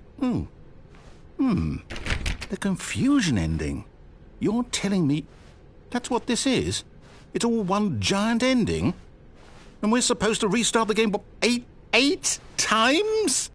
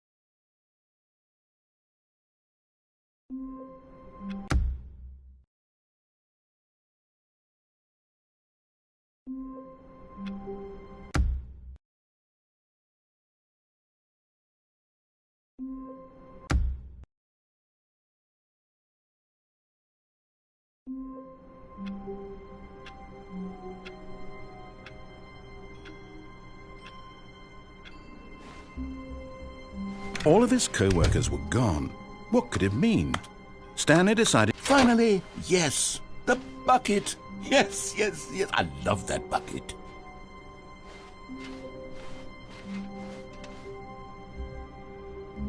Stanley clutched the bucket tightly to his chest and entered the door on his left.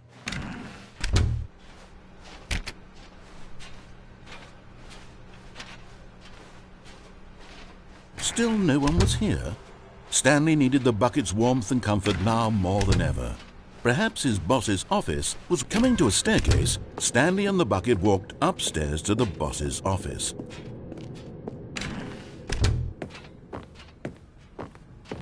Stepping into his manager's office, Stanley was once again stunned to discover not an indication of any human life. Crushed by the weight of this revelation,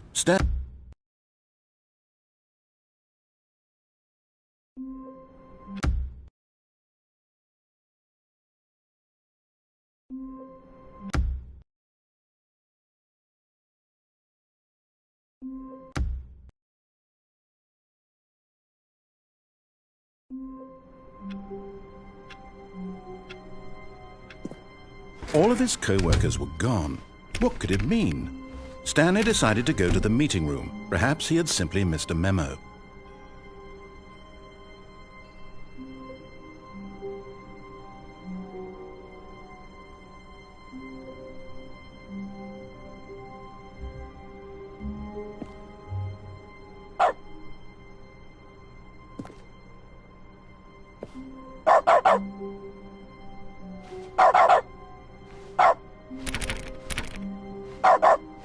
Stanley went around touching every little thing in the office, but it didn't make a single difference, nor did it advance the story in any way.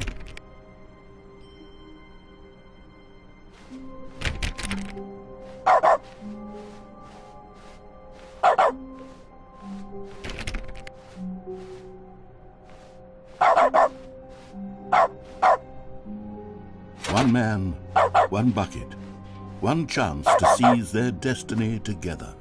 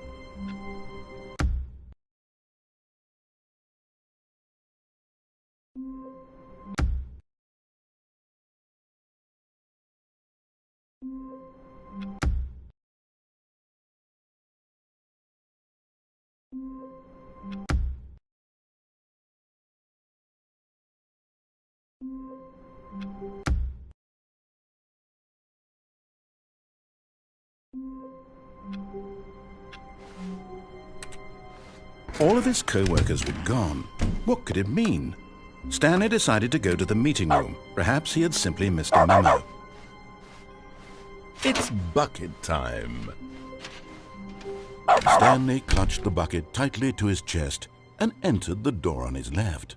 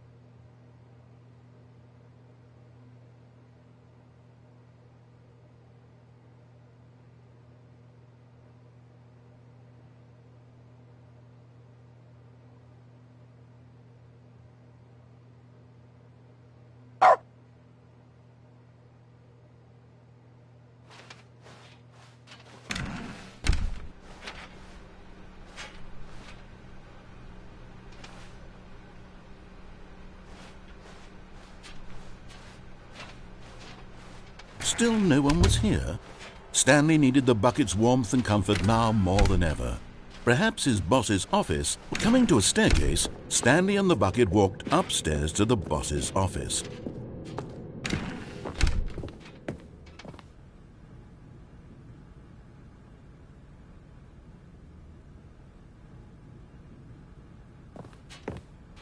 Stepping into his manager's office, Stanley was once again stunned to discover not an indication of any human life. Crushed by the weight, but Stanley guessed the correct code by sheer luck. Was it that the bucket knew all along? Was the bucket guiding him? Yes, this is certainly the most logical explanation.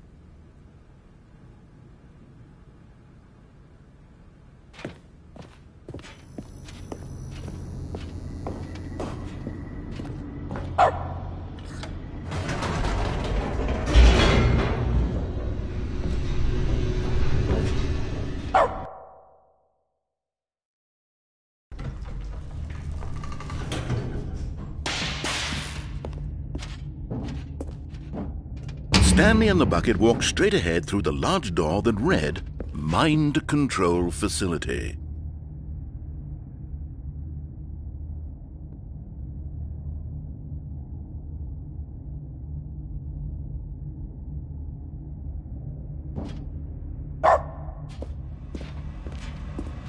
Although this passageway had the word escape written on it, the truth was that at the end of this hall, Stanley and the bucket would both meet a violent death. The door behind them was not shut. Stanley and the bucket still had every opportunity to turn around and get back on track. At this point, Stanley and the bucket were knowingly walking forward into a very painful death for each of them.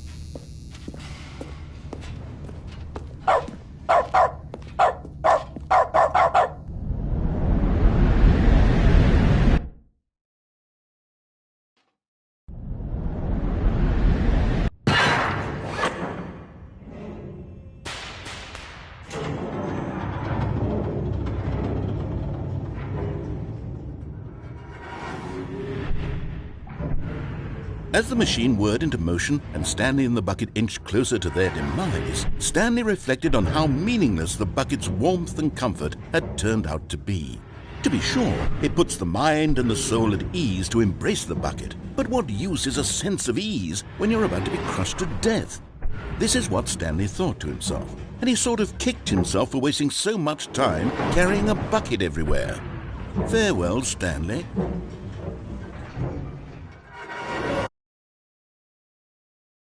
"Farewell, Stanley," cried the narrator, as Stanley and the bucket were led helplessly into the enormous metal jaws.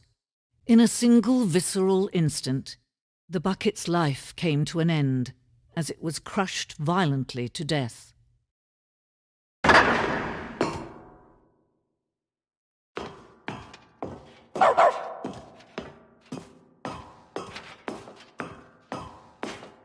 It was a shame, the death of such a magnificent bucket.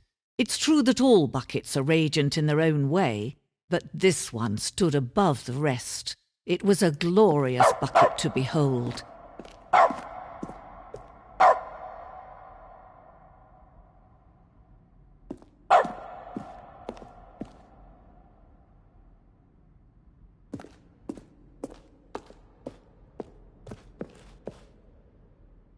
Can you see how arrogant it was for Stanley to take a bucket like this and to claim it for his own?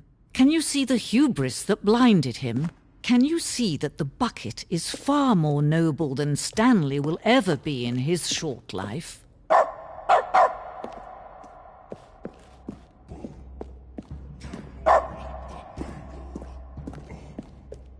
No man can own a bucket, and certainly not a bucket as dazzling to behold as this one. It is man who should kneel before the bucket.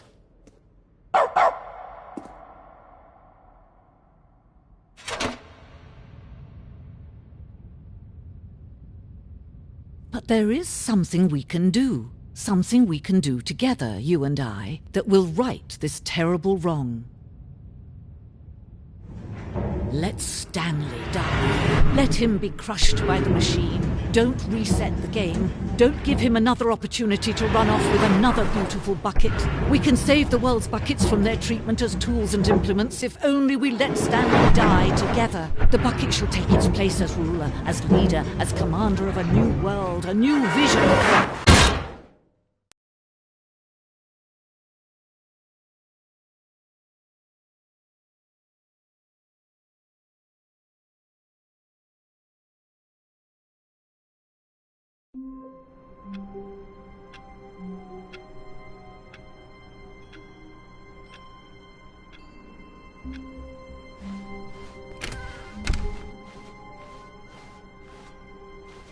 When Stanley came to a set of 2 open doors, he entered the door on his left.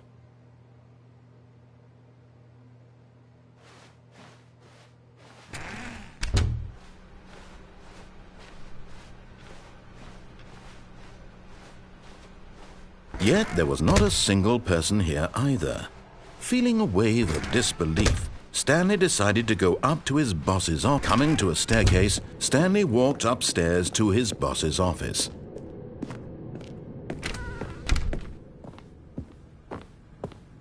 Stepping into his manager's office, Stanley was once again stunned to discover not an indication of any human life.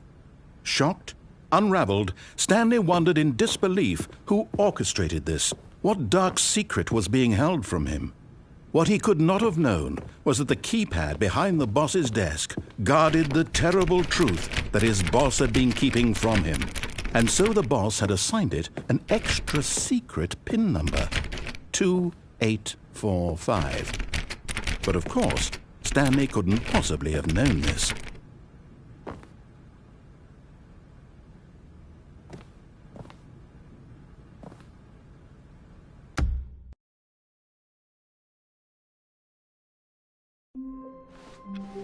All of his co-workers were... Wait, no. This isn't the right office, is it? Is this Stanley's office?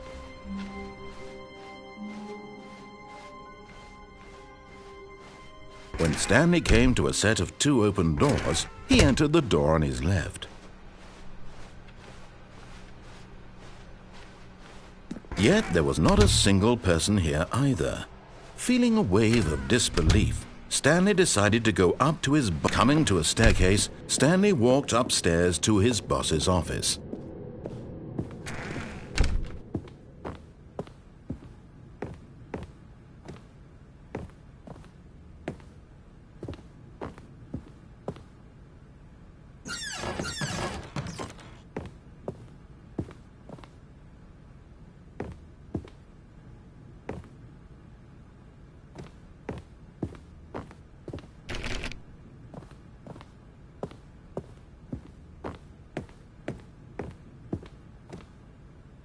Stepping into his manager's office, Stanley was once again...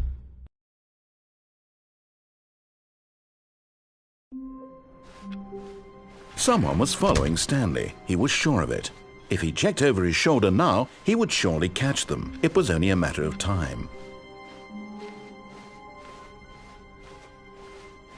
When Stanley came to a set of 2 open doors, he entered the door on his left.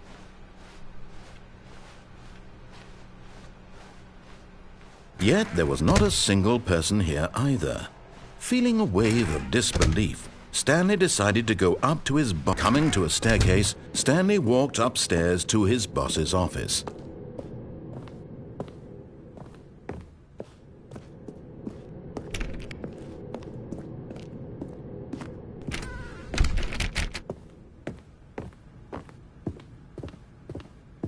The moment...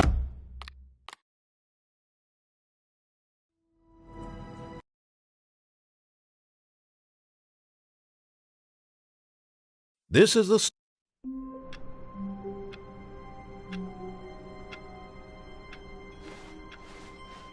All of his co-workers were gone. What could it mean? Stanley decided to go to the meeting room. Perhaps he had simply missed a memo.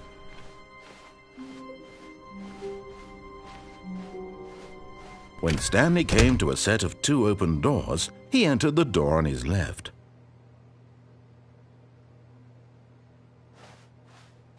This was not the correct way to the meeting room, and Stanley knew it perfectly well.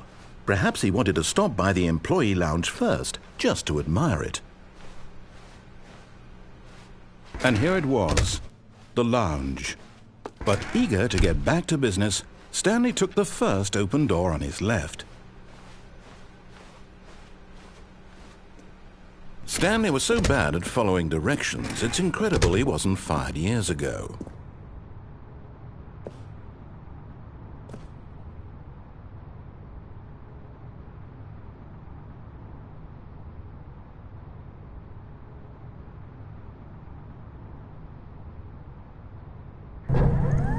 Look, Stanley, I think perhaps we've gotten off on the wrong foot here.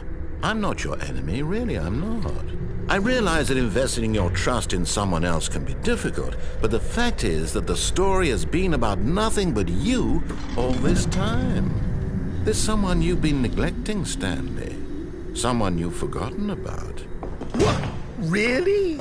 I was in the middle of something. Do you have zero consideration for others? Are you that convinced that I want something bad to happen to you? Why, I don't know how to convince you of this, but I really do want to help you, to show you something beautiful. Look, let me prove it. Let me prove that I'm on your side. Give me a chance. Now listen carefully, this is important. Stanley walked through the red door.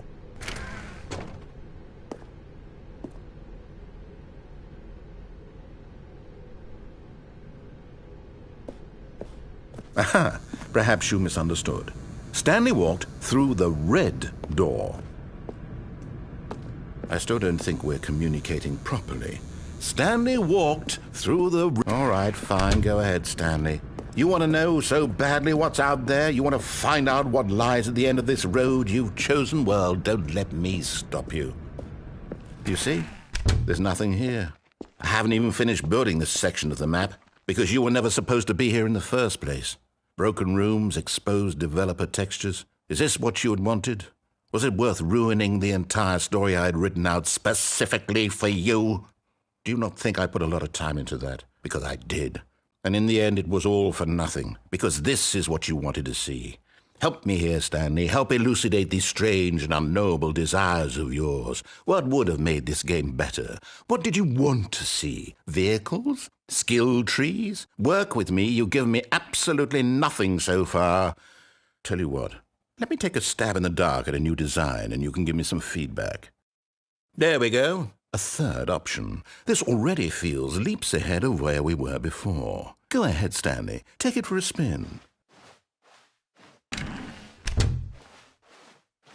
Okay, I'm going to stop you there. Now, tell me about your experience with this new version. Would you say that the game benefited from allowing you more choices? Feel free to be honest. I'm looking for some real critical feedback here. A 1? I mean, I can understand if you had reservations, you saw ways the game could be improved to more fully express itself mechanically and artistically, but a 1? That's not even helpful. What am I supposed to do with that?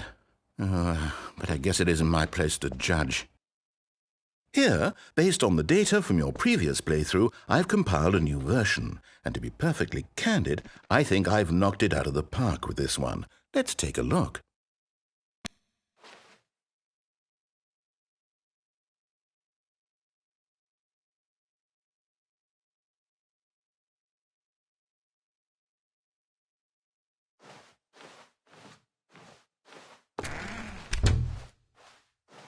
Now, would you say that competitive leaderboard helped you feel motivated to keep walking through doors? Again, honest answers, please. Hey, I nearly forgot. I've got a prototype of a new game I've been working on, and now would be a lovely opportunity to give it some playtesting. You wouldn't mind taking a look at it, would you? Perfect. Let me boot it up. In this game, the baby crawls left towards danger. You click the button to move him back to the right, and if he reaches the fire, you fail. It's a very meaningful game, all about the desperation and tedium of endlessly confronting the demands of family life. I think the art world will really take notice. But of course, the message of the game only becomes clear once you've been playing it for about 4 hours. So why don't you give it 4 hours of play to make sure it's effective? Be sure to keep notes on your experience.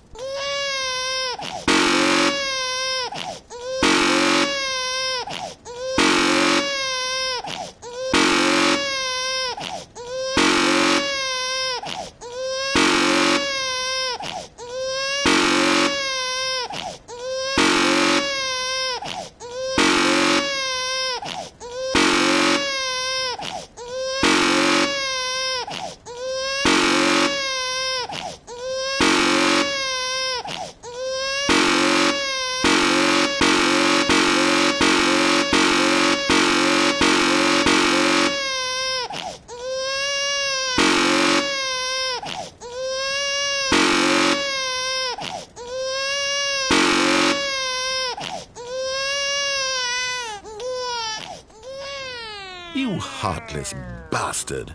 Did you do it because you hate babies or purely to spite me? Because if it's the latter, well, I don't know what to do. I'm completely out of ideas. I can't think of a single thing that might improve the experience for you. I'm not even going to try. I'm out, I'm done. It's over. Thank you for playing. Your input was extremely valuable. Oh, hey, since my game was so awful, why don't we play someone else's game, just to ease the pain?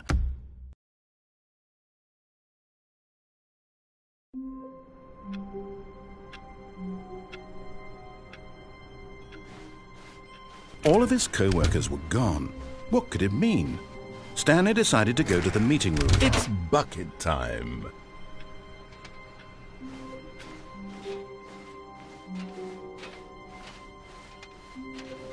Stanley clutched the bucket tightly to his chest. This was not the correct way to the meeting room, but Stanley had felt the bucket calling to him, telling him that the employee lounge was simply the place to be. And here it was. Had the bucket turned out to be correct? No, never mind. The bucket was wrong. Stanley took the door on his left to go back to the meeting room. No, Said the bucket.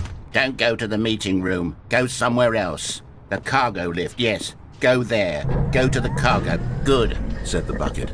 Now ride the lift all the way to the top. There's something up there I need you to do. Stanley did not question why or how this bucket was speaking to him. It should have alarmed him, of course, because buckets can't talk. But Stanley chose not to think about this obvious fact.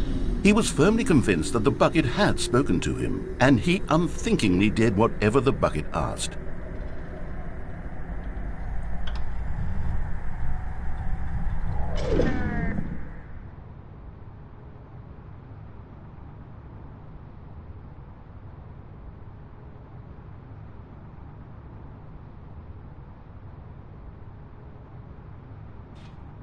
In here. Said the bucket. Go into this dark room over here.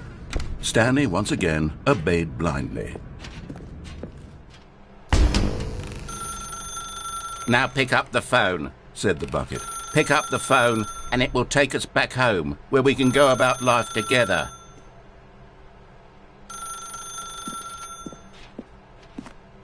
Whoa, hold on. Why did you unplug the phone? Were you trying to resist the bucket's orders? Stanley, I was joking. Obviously, the bucket isn't talking to you and telling you to do things. Buckets can't talk. It was a joke. Don't you get the joke? It's funny, Stanley. A talking bucket. Can't you see? Oh, goodness. I must have really bungled up the delivery if you actually took me seriously. Where did I mess up the joke?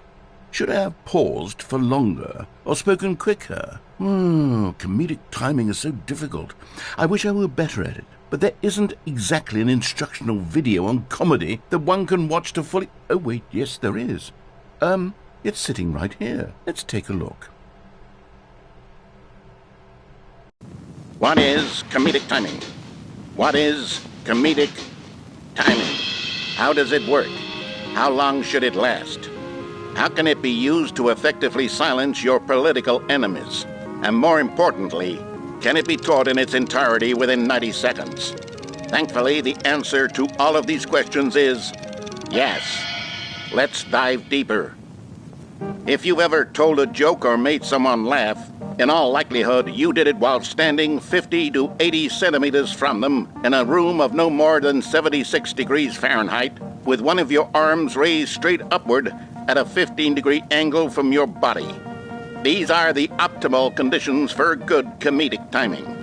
To begin the joke, start by stating and spelling your name. Next, provide a brief synopsis of the joke, including the specific times at which the recipient of the joke will laugh, and then spell out your name a second time. With these steps complete, it's time to begin the humor. Speak the entire joke in no more than 18 seconds and no less than 13 and a half, pausing only for bathroom breaks when necessary. When the joke has concluded, it is customary to inform your listener that the joke is over by declaring in your loudest possible voice, "I'm Dunny with the funny." Let's practice screaming, "I'm Dunny with the funny" now.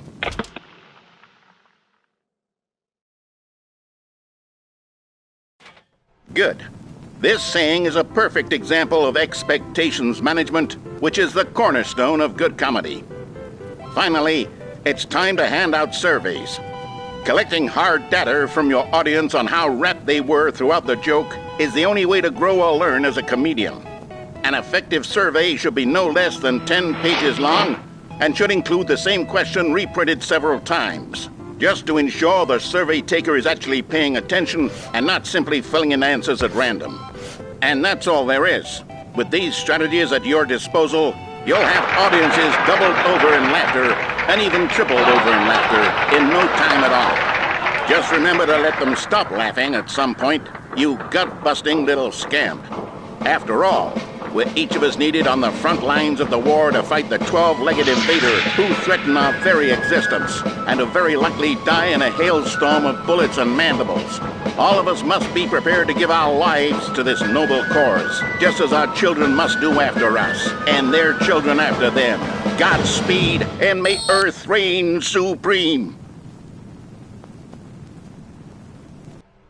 Hey, goodness, this video is a little outdated, isn't it? Well, no matter. I think the fundamentals of proper comedic timing are still as relevant today as they were back then. So with that in mind, I believe the only way forward is for us to return to the two doors and walk through all of this again, so I can try telling my story with more appropriate comedic delivery. Come along, let's head back.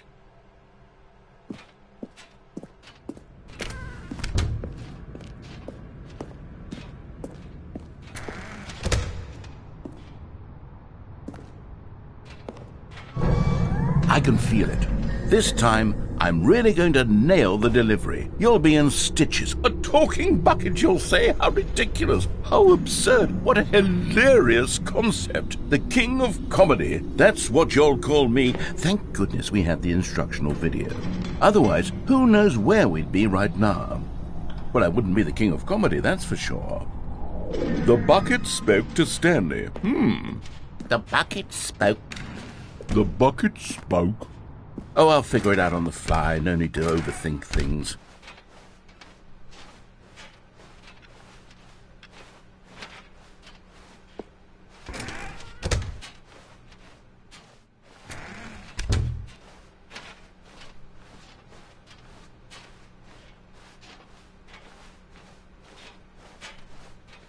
Here we go. You ready? When Stanley and the bucket came to a set of two open doors, they entered the door on the left.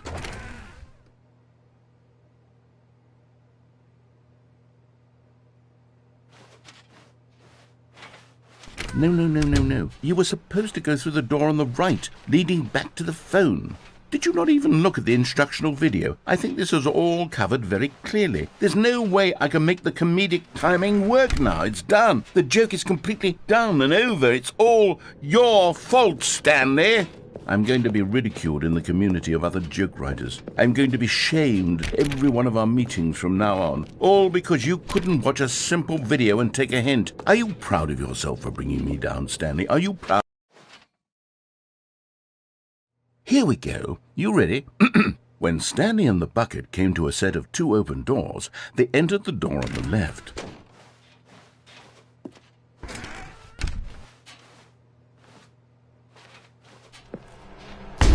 What? We're back at the phone already? No. What's going on? There was supposed to be several rooms leading up to this. There was supposed to be a build-up to this point, a dramatic display of remarkable comedic wit which culminates in this scene with the phone. But now the timing's completely off. The joke will never land, or not the way it was meant to. And it's all my fault. I must have forgotten that the phone room comes immediately after the two doors room. What an egregious mistake. I've made a fool of myself. I don't deserve the title of King of Comedy. I'm nothing. I'm not even the lowliest joke-telling whelp. I think I need to go back and rewatch that instructional video again. Yes, surely that will help me improve my... Stanley, you love the bucket so much it's like you... it's as though all of your other most prized possessions pale in comparison. Yes. Well, let me try that again, Stanley. I heard that you are pale with shame over how unabashedly in love with a bucket you are. No? Still not? Is it the delivery? Pale with shame. Pale with shame? Pale... What's another word to describe a bucket? Stanley, this bucket is so metal, I think I saw it playing guitar. No. We're getting away from making fun of Stanley's obsession with the bucket, which was the whole point of this. I'm no good at these jokes. I need more instructional videos. That's exactly what it is. That's what will make me the king of comedy again. More instructional videos. Let's see.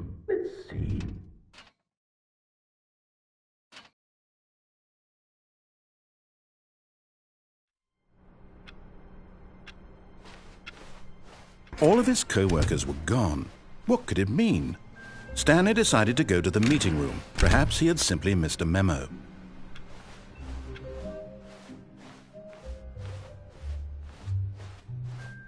When Stanley came to a set of 2 open doors, this was not the correct way to the meeting room, and Stanley knew it perfectly well. Perhaps he wanted to stop by the employee lounge first, just to admire it. It was okay. But eager to get back to business, Stanley took the first open door on his left. Stanley was so bad at following directions, it's incredible he wasn't fired years ago. Look, Stanley, I think perhaps we've gotten off on the wrong foot here. I'm not your enemy, really, I'm not. I realize that investing your trust in someone else can be difficult, but the fact is that the story has been about nothing but you all this time. There's someone you've been neglecting, Stanley. Someone you've forgotten about. Please, stop trying to make every decision by yourself. Now, I'm not asking for me, I'm asking for her. This is it, Stanley. Your chance to redeem yourself. To put your work aside. To let her back into your life. She's been waiting. That's her, Stanley. You need... Oh, no, you can't... Did you just unplug the phone? No, that wasn't supposed to be a choice. How did you do that? You actually chose incorrectly? I didn't even know that was possible. Let me double check. No, it's definitely here, clear as day. Stanley picks up the phone. He's taken to his apartment where he finds his wife, and the two pledge themselves to one another. Music comes in, fade to white, roll credits. Not picking up the phone is actually somehow an incorrect course of action. How is that even possible? None of these decisions were supposed to mean anything. I don't understand. How on earth are you making meaningful choices? What did you... Wait a second. Did I just see... No, that's not possible. I can't believe it. How had I not noticed it sooner? You're not Stanley. You're a real person. I can't believe I was so mistaken. This is why you've been able to make correct and incorrect choices. And to think I've been letting you run around in this game for so long. If you'd made any more wrong choices, you might have negated it entirely. It's as though you completely ignored even the most basic safety protocol for real-world decision-making. Or did you not grasp the severity of the situation? Well, I won't have that kind of risk on my watch. I'm going to stop the game for a moment so we can educate you properly on safe decision-making in the real world. Please observe this helpful instructional video. Choice. It's the best part of being a real person. But if used incorrectly, can also be the most dangerous. For example, in this scenario, a hypothetical real person named Rupert has a choice. He could invent a machine that eliminates food shortages across the world to make life better for all people. Or he could spend years of hard work forgetting how to read. Which choice would you make? Remember that unlike here, the real world makes sense, and at no time should you make a choice that does not conform to rational logic. If you find yourself speaking with a person who does not make sense, in all likelihood, that person is not real. Allow the person to finish their thought, then provide an excuse why you cannot continue talking. Turn to a partner and practice saying, "My goodness, is it 4:30? I'm supposed to be having a back, sack, and crack." Excellent. Making choices on a regular basis is the best part to a healthy decision-making process. Most medical professionals recommend making at least 8 choices per day. Do you make more than 8? Less? And finally, if you begin to wonder if your choices are actually meaningful and whether you'll ever make a significant contribution to the world, just remember that in the vast infiniteness of space, your thoughts and problems are materially insignificant, and the feeling should subside. At this time, your instructor will guide you in an exercise to test and reinforce the material covered in this video. Ah, welcome back. You may have noticed that this room has begun to deteriorate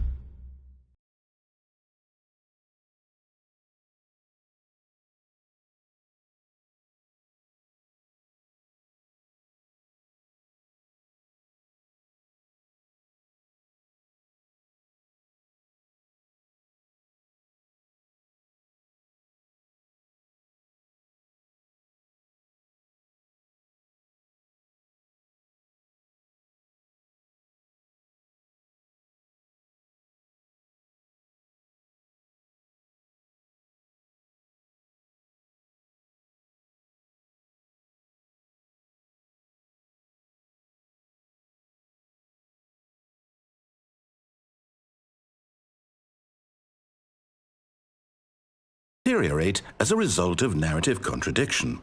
But not to worry. Now that you're properly informed on good decision-making, we're going to revisit a choice you made just a few minutes ago and see what the correct thing to do would have been. This way, please.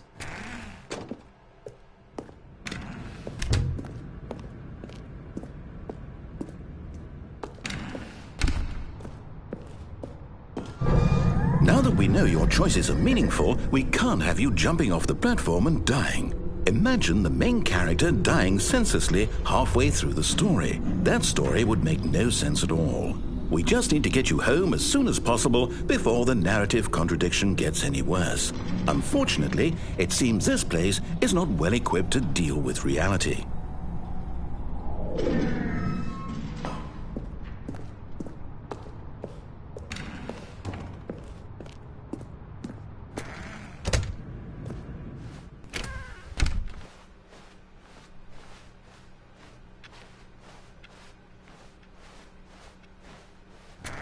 Almost there. You'll take the door on the left, back to the correct ending, the story will have resolution once again, and you'll be home free in the real world. Now remember, all you need to do is behave exactly as Stanley would. That means choosing responsibly and always putting the story first. I'm quite sure you'll be up to the task. Just follow my lead and you'll be fine. All right. When Stanley came to a set of 2 open doors, he entered the door on his left. No! Why did you do that? Quickly, hurry back in the other direction. Perhaps we're not too late.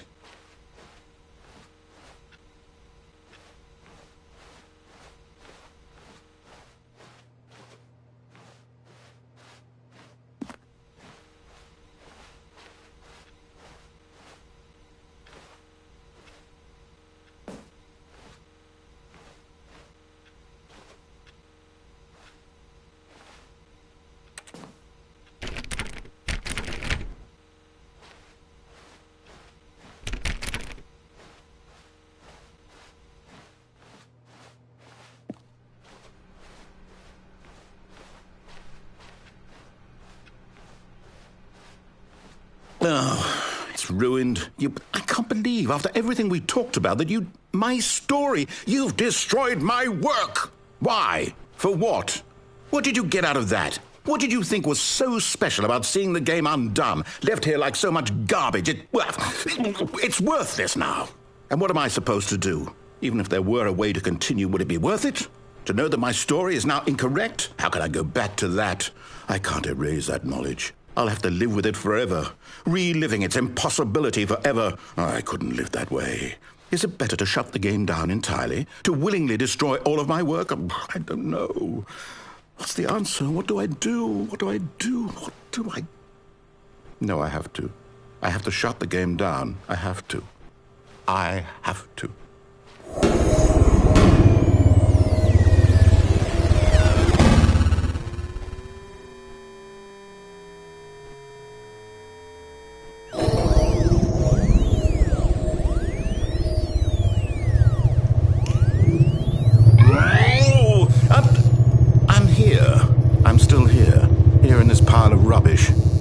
You, who thought you were so clever. Now look where we are.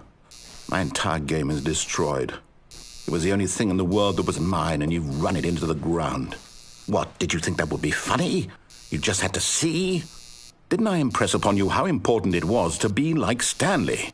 He actually knows how to do what I tell him to. He understands that if I say to do something, there's a damn good reason for it. That thought hadn't even occurred to you, had it? That there's a world outside of you? You're a child. Oh, my story. If you'd just gone through the door on the left, you would have seen it. There was a whole underground facility. You would have destroyed it and been victorious. It would have been so perfect. I worked so hard on it. I tried so hard to make... behave exactly as Stanley would. That means choosing responsibly and always putting the story first. I'm quite sure you'll be up to the task. Just follow my lead and you'll be fine. All right. When Stanley came to a set of 2 open doors, he entered the door on his left.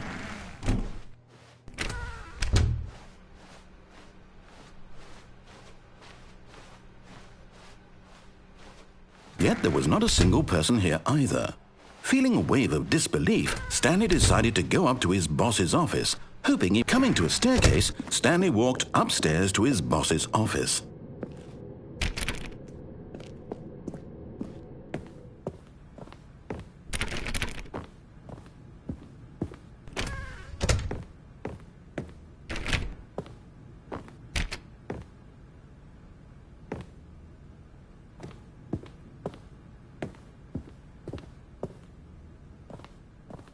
Stepping inside his manager's office, Stanley was once again stunned to discover not an indication of any human life. Shocked, unraveled, Stanley wondered in disbelief who orchestrated this, until he saw the door with a voice receiver next to it. Surely behind this door lay all the answers to his questions. And beyond all probability, he knew the passcode. He had seen it on his boss's computer just last week. Night Shark 115. Was this the code to open the door? Would it still work? There was only one way to find out. Stanley had been trained never to speak up, but now he would draw from within himself the courage to face the unknown. He drew a sharp breath and then spoke the code.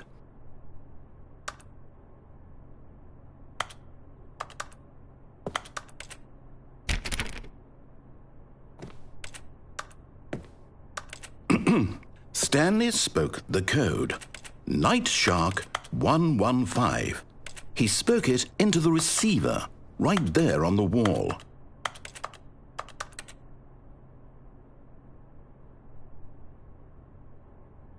I'm sorry, is there a problem? You didn't mishear me, did you? Please speak the code into the receiver. Otherwise we can't get on with the story. This is a crucial step.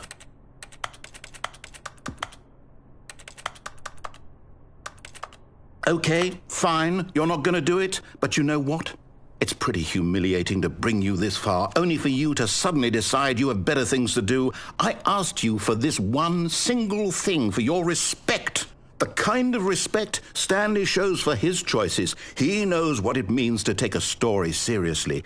If you didn't want to see what I had to show you, then why did you come here? You had a choice, you know. You could have gone through the door on the right. You could have done whatever the hell you wanted over there. Why did you come this way? Speak. Say something to me. Explain yourself, you coward. You... When Stanley came to a set of 2 open doors, he entered the door on his left. Stanley? Hello? Are you... Is everything okay? Stanley, please. I need you to make a choice. I need you to walk through the door. Are you listening to me? Can you hear me? Is everything all right? Stanley, this is important. The story needs you. It needs you to make a decision. It cannot exist without you. Do you understand me? Whatever choice you make is just fine. They're both correct. You cannot be wrong here. We can work together. I'll accept whatever you do. I simply need you to take that step forward, please. Choose. Do something. Anything. This is more important than you can ever know. I need this. The story needs it. So, you hear me? Are you there? Are you listening to this? Stanley, are you there? Okay. It's okay, I can wait. You need time to decide. Time to make sure your choice is correct. That is the best choice. That's all right. I'll wait for you to decide what's the right thing to do. Take as much time as you need.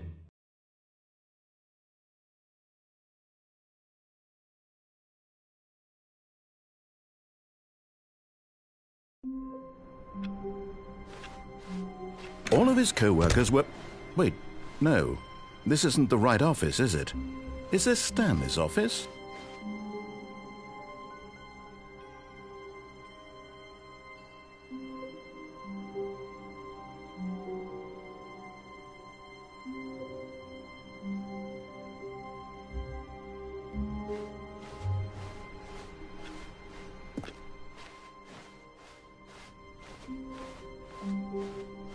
When Stanley came to a set of 2 open doors, he entered the door on his left. Yet there was not a single person here either. Feeling a wave of disbelief, Stanley decided to go up to his boss. Coming to a staircase, Stanley walked upstairs to his boss's office.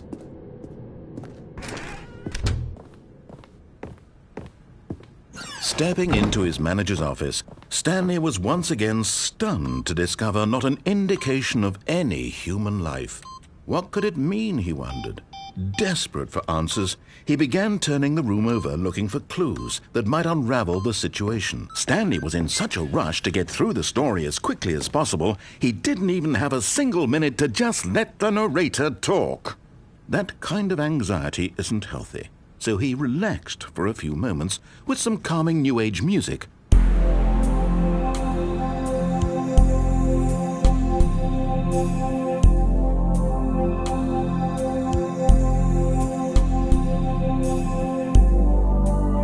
Feeling soothed and rejuvenated, Stanley calmly walked forward into the opened passageway.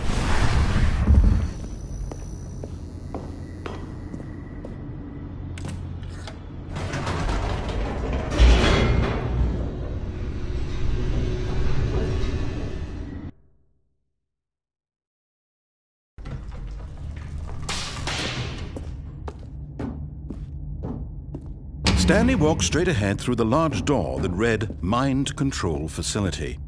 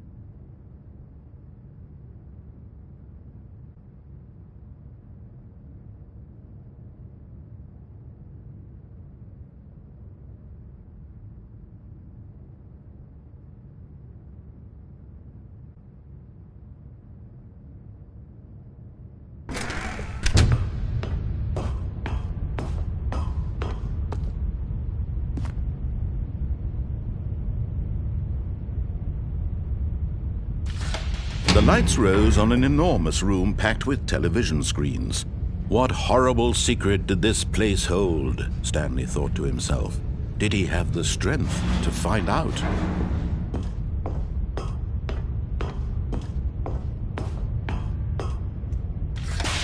Now the monitors jumped to life, their true nature revealed.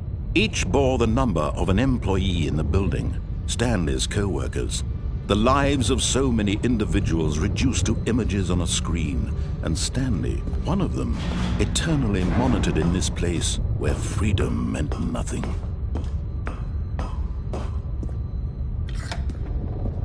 This mind control facility, it was too horrible to believe. It couldn't be true. Had Stanley really been under someone's control all this time? Was this the only reason he was happy with his boring job? That his emotions had been manipulated to accept it blindly?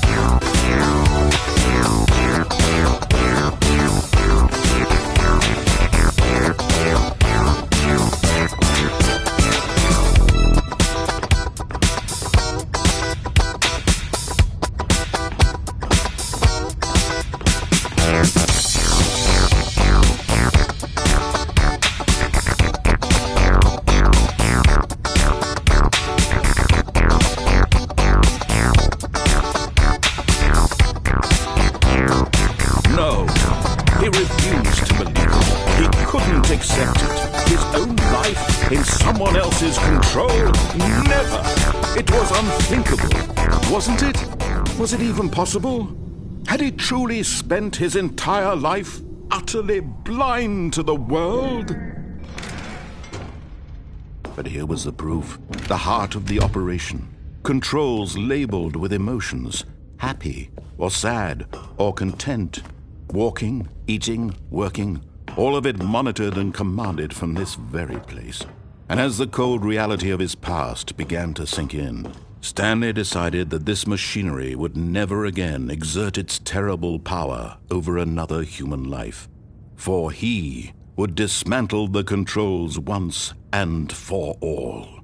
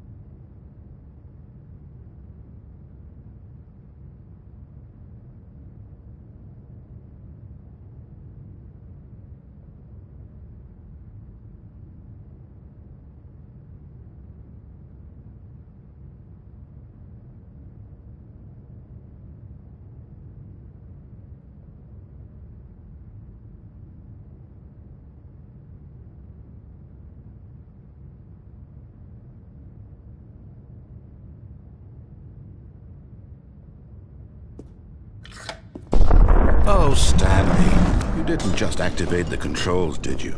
After they kept you enslaved all these years, you go and you try to take control of the machine for yourself. Is that what you wanted? Control?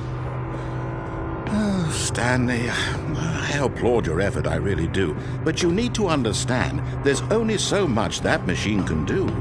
You were supposed to let it go, turn the controls off, and leave. If you want to throw my story off track, you're going to have to do much better than that. I'm afraid you don't have nearly the power you think you do. For example, and I believe you'll find this pertinent, Stanley suddenly realized he had just initiated the network's emergency detonation system.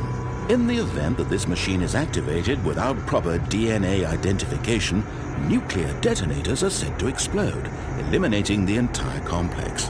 How long until detonation then? Let's say, 2 minutes. Now this is making things a little more fun, isn't it, Stanley? It's your time to shine. You are the star. It's your story now. Shape it to your heart's desires. Oh, this is much better than what I had in mind. What a shame we have so little time left to enjoy it. Mere moments until the bomb goes off. But what precious moments each one of them is. More time to talk about you, about me, where we're going, what all this means. I barely know where to start. What's that? You'd like to know where your co-workers are? A moment of solace before you're obliterated? All right, I'm in a good mood. You're going to die anyway. I'll tell you exactly what happened to them. I erased them. I turned off the machine. I set you free. Of course, that was merely in this instance of the story. Sometimes when I tell it, I simply let you sit there in your office forever, pushing buttons endlessly and then dying alone. Other times, I let the office sink into the ground, swallowing everyone inside, or I let it burn to a crisp. I have to say this, though, this version of events has been rather amusing. Watching you try to make sense of everything and take back the control wrested away from you, it's quite rich. I almost hate to see it go. But I'm sure whatever I come up with on the next go-around will be even better. My goodness, only 34 seconds left. But I'm enjoying this so much. You know what? To hell with it. I'm going to put some extra time on the clock. Why not? These are precious additional seconds, Stanley. Time doesn't grow on trees. Oh dear me, what's the matter, Stanley? Is it that you have no idea where you're going or what you're supposed to be doing right now? Or did you just assume when you saw that timer that something in this room was capable of turning it off? I mean, look at you. Running from button to button, screen to screen, clicking on every little thing in this room. These numbered buttons, no, these colored ones. Or maybe this big red button, or this door. Everything, anything, something here will save me. Why would you think that, Stanley? That this video game can be beaten? Won? Solved? Do you have any idea what your purpose in this place is? Stanley, you're in for quite a disappointment. But here's a spoiler for you. That timer isn't a catalyst to keep the action moving along. It's just seconds ticking away to your death. You're only still playing instead of watching a cutscene because I want to watch you for every moment that you're powerless. To see you made humble. This is not a challenge. It's a tragedy. You wanted to control this world, that's fine. But I'm going to destroy it first, so you can't. Take a look at the clock, Stanley. That's 30 seconds you have left to struggle. 30 seconds until a big boom and then nothing. No ending here, just you being blown to pieces. Will you cling desperately to your frail life, or will you let it go peacefully? Another choice. Make it count. Or don't. It's all the same to me, all a part of the joke. And believe me, I will be laughing at every second of your inevitable life from the moment we fade in until the moment I say, happily ever after.